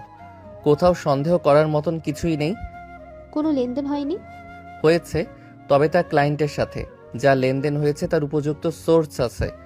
ফোনের ওপাশ থেকে মেয়েটি বলল, আমি তো আগেই বলেছিলাম, হয়তো মৃধা এখনো কিছুই জানে না।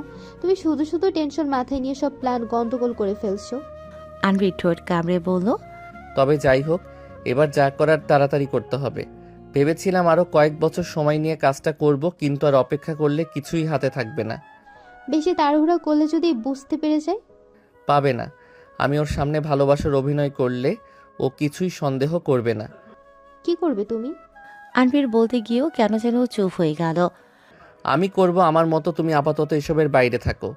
তোমার যা ইচ্ছে করো, কিন্তু আমার সাথে দেখা করবে কবে? এবার কিন্তু আমি কোনো বাহানা শুনবো না। করব কয়েকদিন পর, এখন রাখো। ফ্রেশ হয়ে স্কিন কেয়ার করছিল মৃধা। সে সময়ে আনভির একটা দুধের গ্লাস টেবিলে রাখলো, মৃধাকে পেছন থেকে জড়িয়ে ধরল। তোমার আবার কি হলো? ও মা, আমি কি আমার বউকে জড়িয়ে ধরতে পারি না? পারো, তবে কি মনে করে ধরেছো সেটাই প্রশ্ন। সব সময় কি কারণ লাগে নাকি? তাহলে আমি ঘুমাতে যাচ্ছি। আনভিরের হাত সরিয়ে দিয়ে বলল মৃধা। আনভির দ্রুত তার হাত টেনে ধরল। মৃধার প্রশ্নবোধক চাহনি দেখে সে দ্রুত গ্লাসটা তার সামনে এগিয়ে দিল। এটা কি? তোমার জন্য গরম গরম দুধ নিয়ে এসেছি। আমি তো রাতের খাবারের পরে কিছু খাই না। এখন থেকে খাবে। আমি প্রতিদিন তোমাকে গরম করে দেব। আমার ইচ্ছে করছে না, তুমি খেয়ে ফেলো। মৃধাকে বিছানায় বসিয়ে দিল আনভির। না, এটা তোমাকে খেতেই হবে। জানো না দুধ স্কিনের জন্য কত উপকারী? আর্টিফিশিয়াল জিনিস থেকেও এসব স্কিনের জন্য বেশি উপকারী।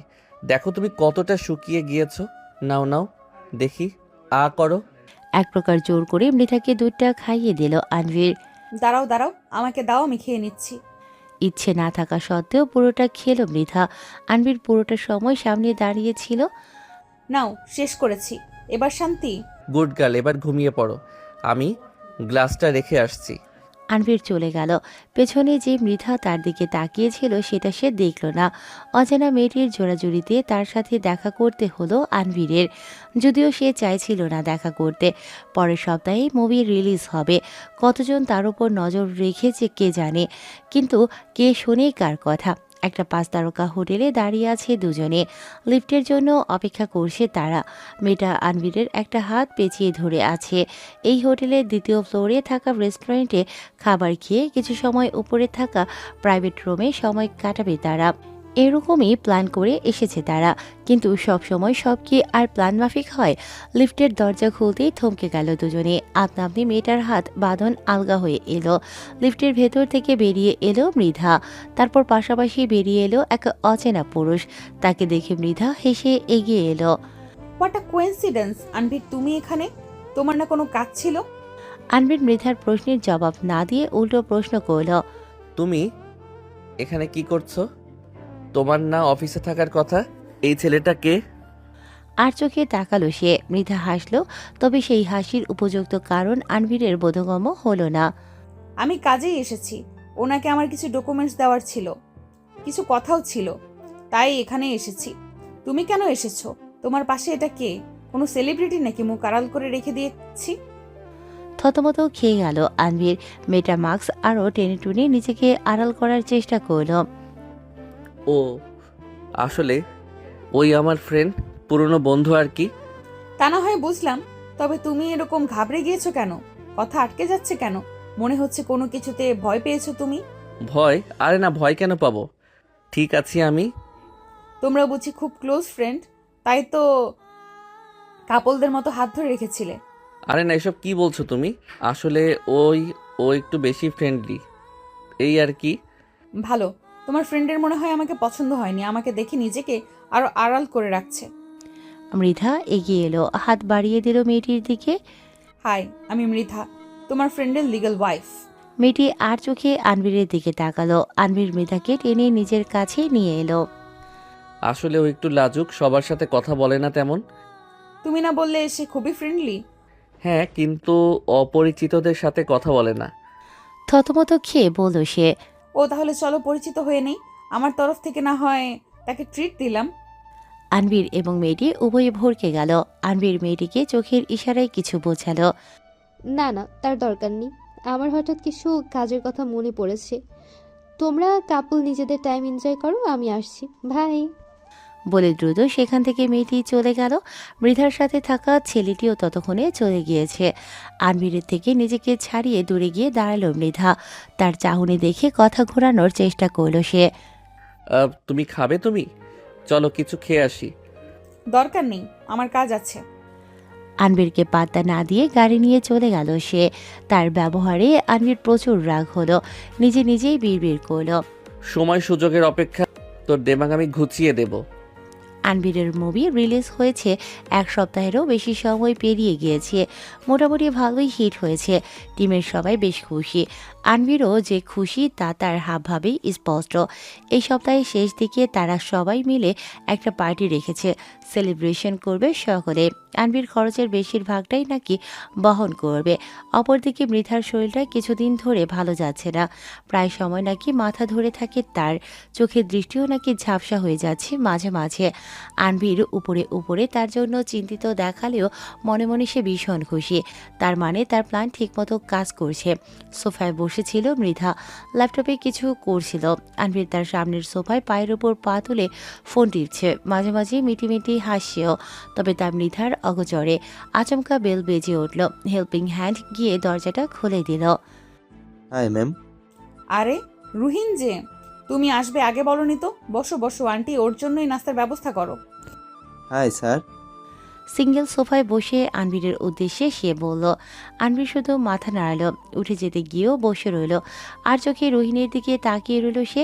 এই ছেলেকে তার একদমই পছন্দ না। প্রায় সময় মৃধাকে এটা ওটা বুঝিয়ে তার কাজে বাধা দেওয়ার চেষ্টা করে। তার কপাল ভালো, তাই তো মৃধা এই ছেলের কথা কানে নেয়নি। না হলে এত কিছু এত সহজে সে পেত নাকি। ফোনের দিকে তাকিয়ে আড়ি পেতে দুজনের কথাই শুনতে লাগলো আনবীর। তা রুহিন, হঠাৎ আমার বাড়িতে কি মনে করে? ম্যাম, আপনাকে এই সপ্তাহে সিঙ্গাপুর যেতে হবে। হঠাৎ সিঙ্গাপুর কেন? আনবীর আরও কান খাড়া করে শুনল। কিছুদিন পরেই একটা মিটিং পড়েছি একটা ইন্টারন্যাশনাল ব্যান্ডের সাথে। অনলাইনে ফিক্স করনি কেন? তুমি জানো না এই সপ্তাহের শেষের দিকে আনভিরের মুভি রিলিজের জন্য পার্টি রাখা হয়েছে? কণ্ঠে রাগি রাগি ভাব রেখেই বলল মৃধা। রোহিণ আমতা করতে লাগলো। জানি ম্যাম, কিন্তু ওনারা অনলাইনে মানছেন না। সরাসরি মিটিং করতেই হবে, না হলে প্রজেক্ট ক্যান্সেল করে দিতে পারে। মৃধার যেন মন খারাপ হলো। সে কিছু সময় চুপ করে ভাবলো। দুঃখী দুঃখী স্বরে আনভীরকে ডাকলো। আনভীর এতক্ষণ এটারই অপেক্ষায় ছিল। তুমি তো জানো আমি কতটা এক্সাইটেড ছিলাম তোমার জন্য, কিন্তু এমন একটা পরিস্থিতি তৈরি হয়ে গিয়েছে, এখন আমি না গেলে অনেক বড় লস হয়ে যাবে। এমনিতেই অসুস্থতার জন্য অফিসে যেতে পারছি না, এখন যদি আরও একটা প্রজেক্ট হাতছাড়া হয়ে যায় তো? আরে বেবি, তোমার কাজটা আগে। এরকম পার্টি কত আসবে, তুমি নিশ্চিন্তে যাও। কবে যাবে বলো, আমি তোমার প্যাকিংয়ে হেল্প করব। মৃধার হাত ধরে বেশ উৎফুল্ল স্বরে বলল সে। মৃধাও বিপরীতে মৃদু হাসল। আমি জানতাম তুমি বুঝবে। রোহিণ কিছু সময় আগেই চলে গিয়েছে। মৃধা নাকি পার্টির একদিন আগে সিঙ্গাপুর চলে যাবে। ফিরতে নাকি 3-4 দিন লাগবে। আনভীর তো বেশ খুশি। এই খুশির খবরটা মেয়েটি জানার জন্য আনভীরের তর সইল না। সুযোগ বুঝেই তাকে কল দিল, জানালো সব। দুজনেই যে খুশি তা তাদের ফোন আলাপে স্পষ্ট। তবে এরপর মেয়েটি যা বলল তাতে আনভীর থতমত খেতে বাধ্য হলো। মেয়েটি এমন একটি আবদার করলো যা আনভীরের মন না মানলেও মেয়েটি তাতে গুরুত্ব দিল না। দরজা খুলতেই চমকে গেল মৃধা, চমকে গেল তার সাথে থাকা সকলে। সকলে অবাক নয়নে একে অপরের দিকে তাকাচ্ছে। আনভীর, আচমকা কারো আগমনে চমকে উঠল বিছানায় অগোছালো আপত্তিকর পরিস্থিতিতে থাকা দুজনেই। আনভীর দ্রুত শার্ট পরে নিল। মেয়েটাও কোনোরকম জামা পরে নিজেকে আড়াল করল। মৃধা, তুমি? তোমার না আরও পরে আসার কথা? তোমার সাথে এরা কারা? আরে ছবি তুলছো কেন? মৃতা ড্রেসিং টেবিল ধরে দাঁড়িয়ে আছে। বেশ শখ খেয়েছে তা তার প্রতিক্রিয়াতেই স্পষ্ট। দরজার সামনে এত ভিড় দেখে তাদের ঠেলে ভেতরে এলো মৈথি। কিছু বলবে তার পূর্বে রুমের পরিস্থিতি দেখে তার বুঝতে বাকি রইল না কিছু। রেগে গেল সে। আনভিরের কলার ধরে তাকে টেনে আনলো। ইউ বাস্টার্ড, তোর এত বড় সাহস! মৃথার কারণে তোকে এতদিন সহ্য করেছিলাম, আর তুই কি না? আনভির মৈথির থেকে এক ঝটকায় নিজেকে ছাড়িয়ে নিল। তার ধাক্কা সামলাতে না পেরে পড়ে যেতে নিল সে। পেছনে থাকা একজন তাকে ধরল। আনভির এগিয়ে এসে মৃথার বাহু চেপে ধরল। বেবি তুমি আমার কথা একটু শোনো। তুমি যা দেখছো এরকম কিছুই না। সত্যি আমাকে এক্সপ্লেন করার সুযোগ দাও। আনভিরকে ঝটকা মেরে দূরে সরিয়ে দিল মৃধা। ঠাস করে চর মেরে বসল।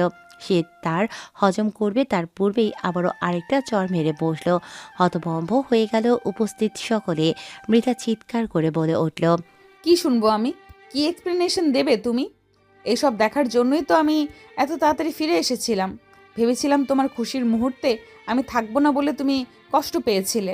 তার জন্য কত সারপ্রাইজ প্ল্যান করেছিলাম আমি। রিপোর্ট ডেকেছিলাম যেন তোমার ফ্যান ফলোয়ার এসব দেখে তোমাকে আরও সমর্থন করে। আর তুমি আমার পিঠ পিছে কি করলে? আমাদের বেডরুমে তুমি অন্য মেয়ের সাথে ছি। উপস্থিত সকলে নানা কিছু ফিসফিস করছে। আনভির আপাতত এসবে পাত্তা দিচ্ছে না। তার এই মুহূর্তে সবচেয়ে বেশি প্রয়োজন মৃধাকে সামলানো। ধপ করে মাটিতে বসে পড়ল সে। মৃধার পা জড়িয়ে ধরল। আমি ভুল করেছি বেবি, আমাকে ক্ষমা করে দাও। আমি জানি না আমার কি হয়েছিল, আমি বুঝতে পারিনি মৃধা। আমাকে একটা সুযোগ দাও। প্রমিস আমি আর কখনো এরকম করব না। সারা জীবন তোমার সাথেই থাকবো। একটা সুযোগ প্লিজ, একটা। আনভির কথা শেষ করার আগেই মৃধা তাকে লাথি মেরে দূরে সরিয়ে দিল। মাটিতে লুটিয়ে পড়ল সে। প্রক্রিয়া করা, চিটিং করা ভুল নয় আনভির। এটা তোমার চয়েস, তোমার সজ্ঞানে নেওয়া সিদ্ধান্ত, তোমার নিজের ইচ্ছা। কেউ তোমাকে জোর করে এই পথে যেতে বলেনি। মৈথির নজরে এলো বিছানার পাশে কাচুমাচু হয়ে দাঁড়িয়ে থাকা মেয়েটার দিকে। সে টেনে সামনে নিয়ে এলো মেয়েটাকে। তার চুলের মুঠি ধরে টান দিল। কি করছো? ছাড়ো আমার চুল, বেয়াদব মেয়ে, ছাড়ো আমাকে। রেগে গেল মৈথি। আরো শক্ত করে ধরল। রাগে গজগজ করতে করতে বলল, আমি বেয়াদব হলেও অন্তত তোর মতো মিস্ট্রেস হইনি। তোর সাহস কত আমার বোনের বিছানায় এইসব নোংরা কাজ করছিস? তোর এমন অবস্থা করব যেন কাউকে মুখ দেখানোর অবস্থায় না থাকে। মৈথি থেকে জোর জবরদস্তি করে নিজেকে ছাড়িয়ে নিল মেয়েটি। চিৎকার করে বলে উঠল, মিস্টেক, মিস্টেক তো তোর বোন আমাদের মাঝে এসে আমাদের এতদিনের সম্পর্কটাকে ভেঙে দিয়েছে। ওই আসলে কাল নাগিনী। হতভম্ব হয়ে গেল মৃধা। কিছু বলার মতোই যেন তার কাছে শব্দ রইল না। বোনের সম্পর্কে খারাপ কথা শুনে মৈথি রেগে মেয়েটাকে ধাক্কা দিল। নিচে পড়ে গেল মেয়েটি। তার মানে তোমার আগে থেকে এইসব করে আসছিলে? আনভির কিসের কমতে রেখেছিলাম আমি? টাকা পয়সা মান সম্মান কোনটা আমি তোমাকে দেইনি? তুমি এসেছিলে আমার কাছে, তোমার পাগলামি দেখে রাজি হয়েছিলাম আমি। নিজের কষ্টের টাকা তুমি বিনা প্রশ্নে যখন চেয়েছো দিয়েছি। তোমার সিনেমার জন্য যা প্রয়োজন দিয়েছি। তুমি যখন যা চেয়েছো তাই দিয়েছি। আর তুমি কিনা এইভাবে আমার সাথে বিশ্বাসঘাতকতা করলে? বলতে বলতে তার চোখ দিয়ে জল গড়িয়ে পড়ল। মৃধা প্লিজ আমাকে ক্ষমা করে দাও। আমি কখনোই আর এরকম করব না। আমি হিতাহিত জ্ঞান হারিয়ে ফেলেছিলাম। এই মেয়ে আমাকে বশ করেছিল, তার ছলনায় পড়ে গিয়েছিলাম আমি। তানভীর, এসব তুমি কি বলছো? বিপদে তুমি সব দোষ আমার উপর চাপিয়ে দিচ্ছ। এই মেয়ে তোমার জীবনে আসার আগে আমি এসেছিলাম। একে বিয়ে করার পরও তুমি আমার সাথে যোগাযোগ রেখেছো নিজের ইচ্ছেতে। এখন তুমি আমার উপর দোষ চাপিয়ে নিজেকে বাঁচানোর চেষ্টা করছো। এগিয়ে এলো মেয়েটি। আনভিরের হাত আঁকড়ে ধরল সে। আনবীর, দেখো যা হওয়ার হয়ে গিয়েছে, এসব এখন বাদ দাও। আমরা আমাদের মতো থাকি। মেয়েটা কথা শেষ করার আগেই আনভির তাকে থাপ্পড় মেরে বসলো। সেই শব্দে উপস্থিত সকলেই কেঁপে উঠল। মেয়েটির ঠোঁটের কোনা বেয়ে রক্ত গড়িয়ে পড়তে লাগলো। চুপ, একদম কোনো কথা বলবি না। আবারও মৃধার কাছে এলো আনভির। তুমি তো বলেছো তুমি আমাকে সারা জীবন ভালোবাসবে। তুমি কি নিজের কথা থেকে সরে যাবে? আমার ভালোবাসার মূল্য তুমি দাওনি। যেখানে তার মূল্য নেই সেখানে কেন আমি তা অপচয় করব? আমার ভালোবাসা ফেলনা নয়। বেবি আমাকে একটা সুযোগ দাও। আমাদের প্রফেশনে কম বেশি সব ছেলেরা এসবে জড়িত। আমি ক্ষণিকের জন্য ভুল পথে চলে গিয়েছিলাম। প্লিজ একবার আমার কথা শোনো। তাকে ধাক্কা দিয়ে সরিয়ে দিল মৃধা। সবাই নোংরা চরিত্রের হলেও তোমাকেও যে হতে হবে এরকম কোনো নিয়ম নেই মিস্টার রণবীর। তুমি নিজের ইচ্ছে এই ঘৃণা কাজে জড়িয়েছ, আর নয়। আমাদের পথ চলা এখানেই শেষ। যাকে অন্য নারী স্পর্শ করেছে সে আমাদের বিছানায় অন্য মেয়েকে নিয়ে আসতে পারে, তার সাথে আর যাই হোক সংসার করা যায় না। এখানে দাঁড়িয়ে থাকতেও আমার ঘৃণা লাগছে। মৃধা বেরিয়ে গেল। মৈথি তাকে আটকালো না। ঘৃণা ভরা দৃষ্টিতে আরেকবার তাকিয়ে সেও বেরিয়ে গেল। রুমে উপস্থিত সকলেই নিজের ফোনে ছবি তুলতে লাগলো। আনবীর এখন চোখে মুখে অন্ধকার দেখছে। মেয়েটি উঠে দাঁড়ালো, হাসতে হাসতে বলল, আমাকে ফেলে তুমি এগিয়ে যেতে চাইছিলে, কিন্তু দেখো তোমার ভাগ্য তোমার সাথে বেইমানি করলো। আমি তো একা ডুববো না, তোমার ভাগ্য যে তোমার মতো বেইমান তানভীর। প্রায় 1 মাস পেরিয়ে গেছে। আজ আনভীর এবং মৃধার ডিভোর্স কেসের তারিখ। এর মাঝে আনভীর বহুবার চেষ্টা করেছে মৃধার সাথে যোগাযোগ করার, কিন্তু আজকের আগে তাকে এক পলক দেখারও সুযোগ পায়নি সে। কোর্টে মৃধার উকিলের সাথে থাকা অ্যাসিস্ট্যান্টকে আনভীরের চেনা চেনা লাগলো, তবে মনে করতে পারল না। পরবর্তীতে চেষ্টাও করল না। আনভীর ভেবেছিল কোনো না কোনোভাবে সে বেঁচে যাবে, নয়তো কেস আরও দীর্ঘ হবে। কিন্তু কেসের শুরু হওয়ার পর মৃধার উকিল একের পর এক প্রমাণ পেশ করতে থাকে। বিভিন্ন ছবি, ভিডিও, চ্যাট, তাদের উকিল বিভিন্নভাবে তাকে বাঁচানোর চেষ্টা চালিয়ে যাচ্ছে। কিন্তু শেষ পর্যায়ে মৃধার উকিল কিছু কল রেকর্ড পেশ করল, যাতে স্পষ্ট মৃধাকে মার্ডার করার কথা বলছে আনভীর। সেই সাথে কিছু মেডিকেল রিপোর্ট, যাতে উল্লেখ আছে মৃধার শরীরে এমন কিছু উপাদান পাওয়া গিয়েছে যা তার মানসিক ভারসাম্য নষ্ট করে দিতে পারে, এবং তা আনভীরই কিনেছে তারও প্রমাণ স্পষ্ট। এত প্রমাণের পর আনভীরের উকিলও হাল ছেড়ে দিল। অবশেষে এক ইয়ার রিং সিদ্ধান্ত শুনিয়ে দেয়া হলো। আনভীর এবং মৃধার ডিভোর্স হয়ে গেল। আনভীর মোটেও এই সিদ্ধান্তে রাজি হলো না, কিন্তু সে যা করেছে মেনে নেওয়া ছাড়া তার কাছে অন্য কোনো রাস্তা ছিল না। তাদের ডিভোর্স সেদিনই হয়ে যায়।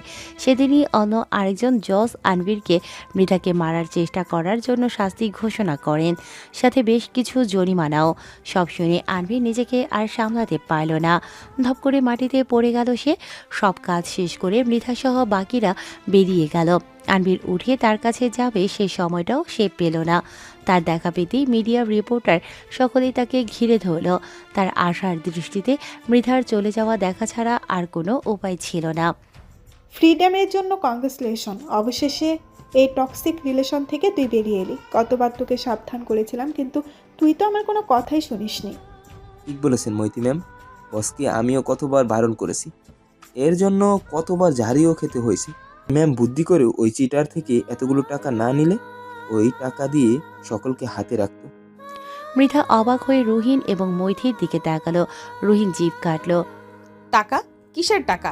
আমার অগোচরে তোমরা কিছু করেছো নাকি? মৈথি উঠে গেল। ভেতর থেকে বড় একটা ব্যাগ এনে টেবিলে রাখলো। ইশারা মৃধাকে তা খুলতে বলল। ব্যাগ খুলতেই দেখলো তার ভেতরে অনেকগুলো টাকার বান্ডিল। এতগুলো টাকা কার? কোথা থেকে এলো? মৈথি আরাম করে সোফায় বসলো, জুসের গ্লাসে চুমুক দিল।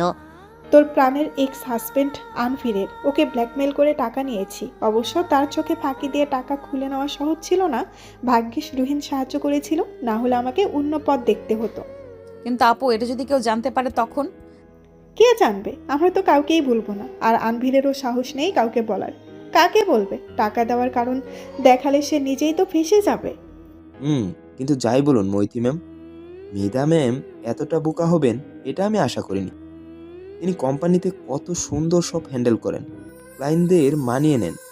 ইনি কিনা এতদিন দুঃখার মধ্যে ছিলেন, এটা অবিশ্বাস্য। ভাগ্যিস সেদিন তাড়াতাড়ি করে ফিরে এসেছিলেন, না হলে না জানি আরো কতদিন ম্যাম এই চিটারের সাথে থাকতো। কত বড় ক্ষতি হয়ে যেত ম্যামের। একেই হয়তো বলে লাভ ব্রেভ, প্রেমে অন্ধ হয়ে যাওয়ার উদাহরণ। প্রেমে কেউ অন্ধ হয় না। প্রেমের ষষ্ঠ ইন্দ্রিয়কে সজাগ করে তোলে। তা তাড়াতাড়ি হোক কিংবা দেরিতে, প্রেম মানুষকে বন্দি বানিয়ে দেয় না হয় সাইকো করে তোলে।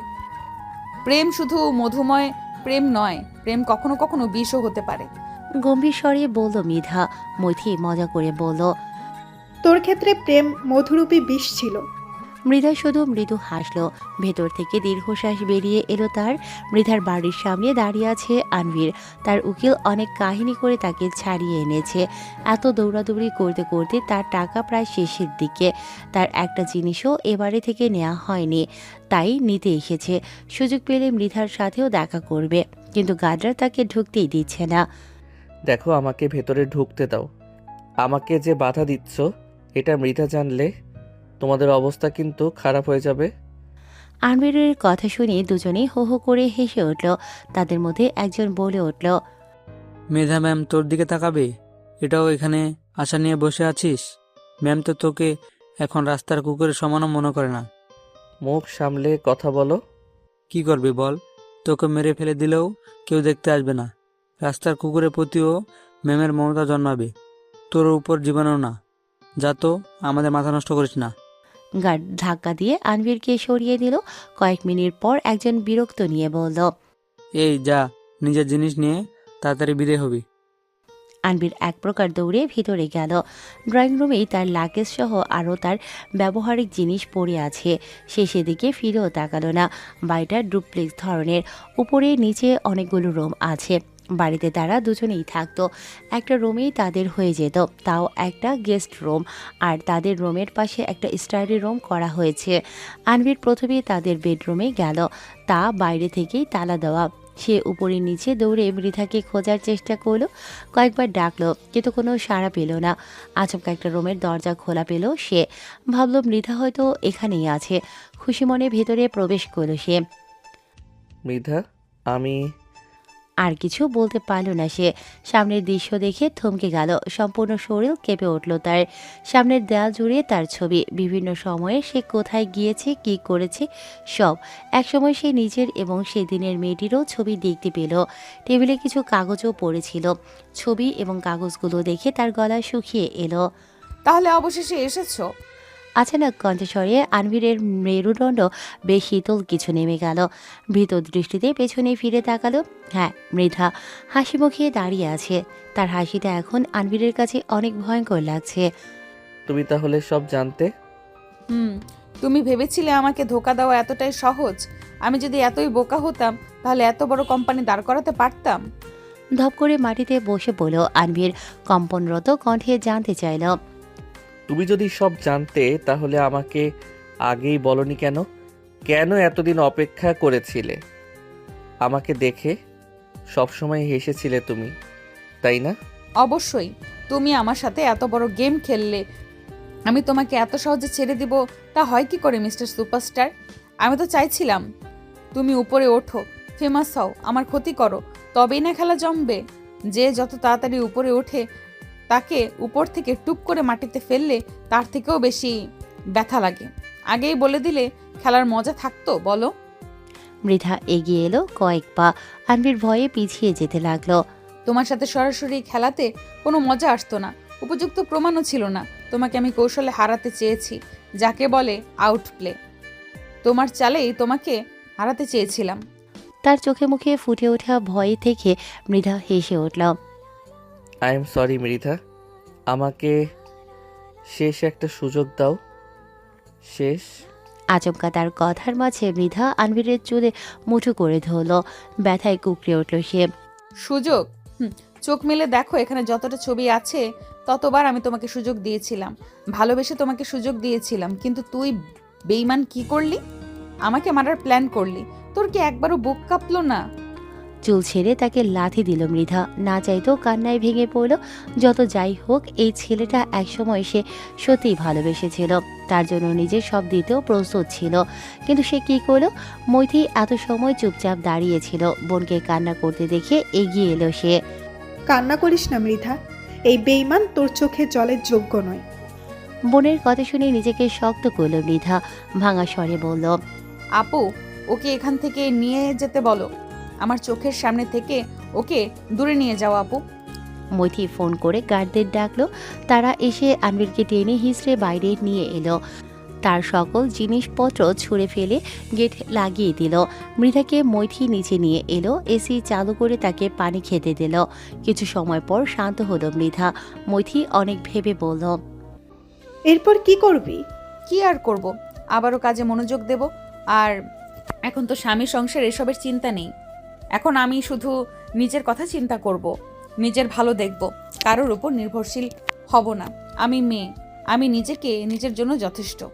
স্বার্থপর হব আমি নিজের জন্য, নিজের সুখের জন্য।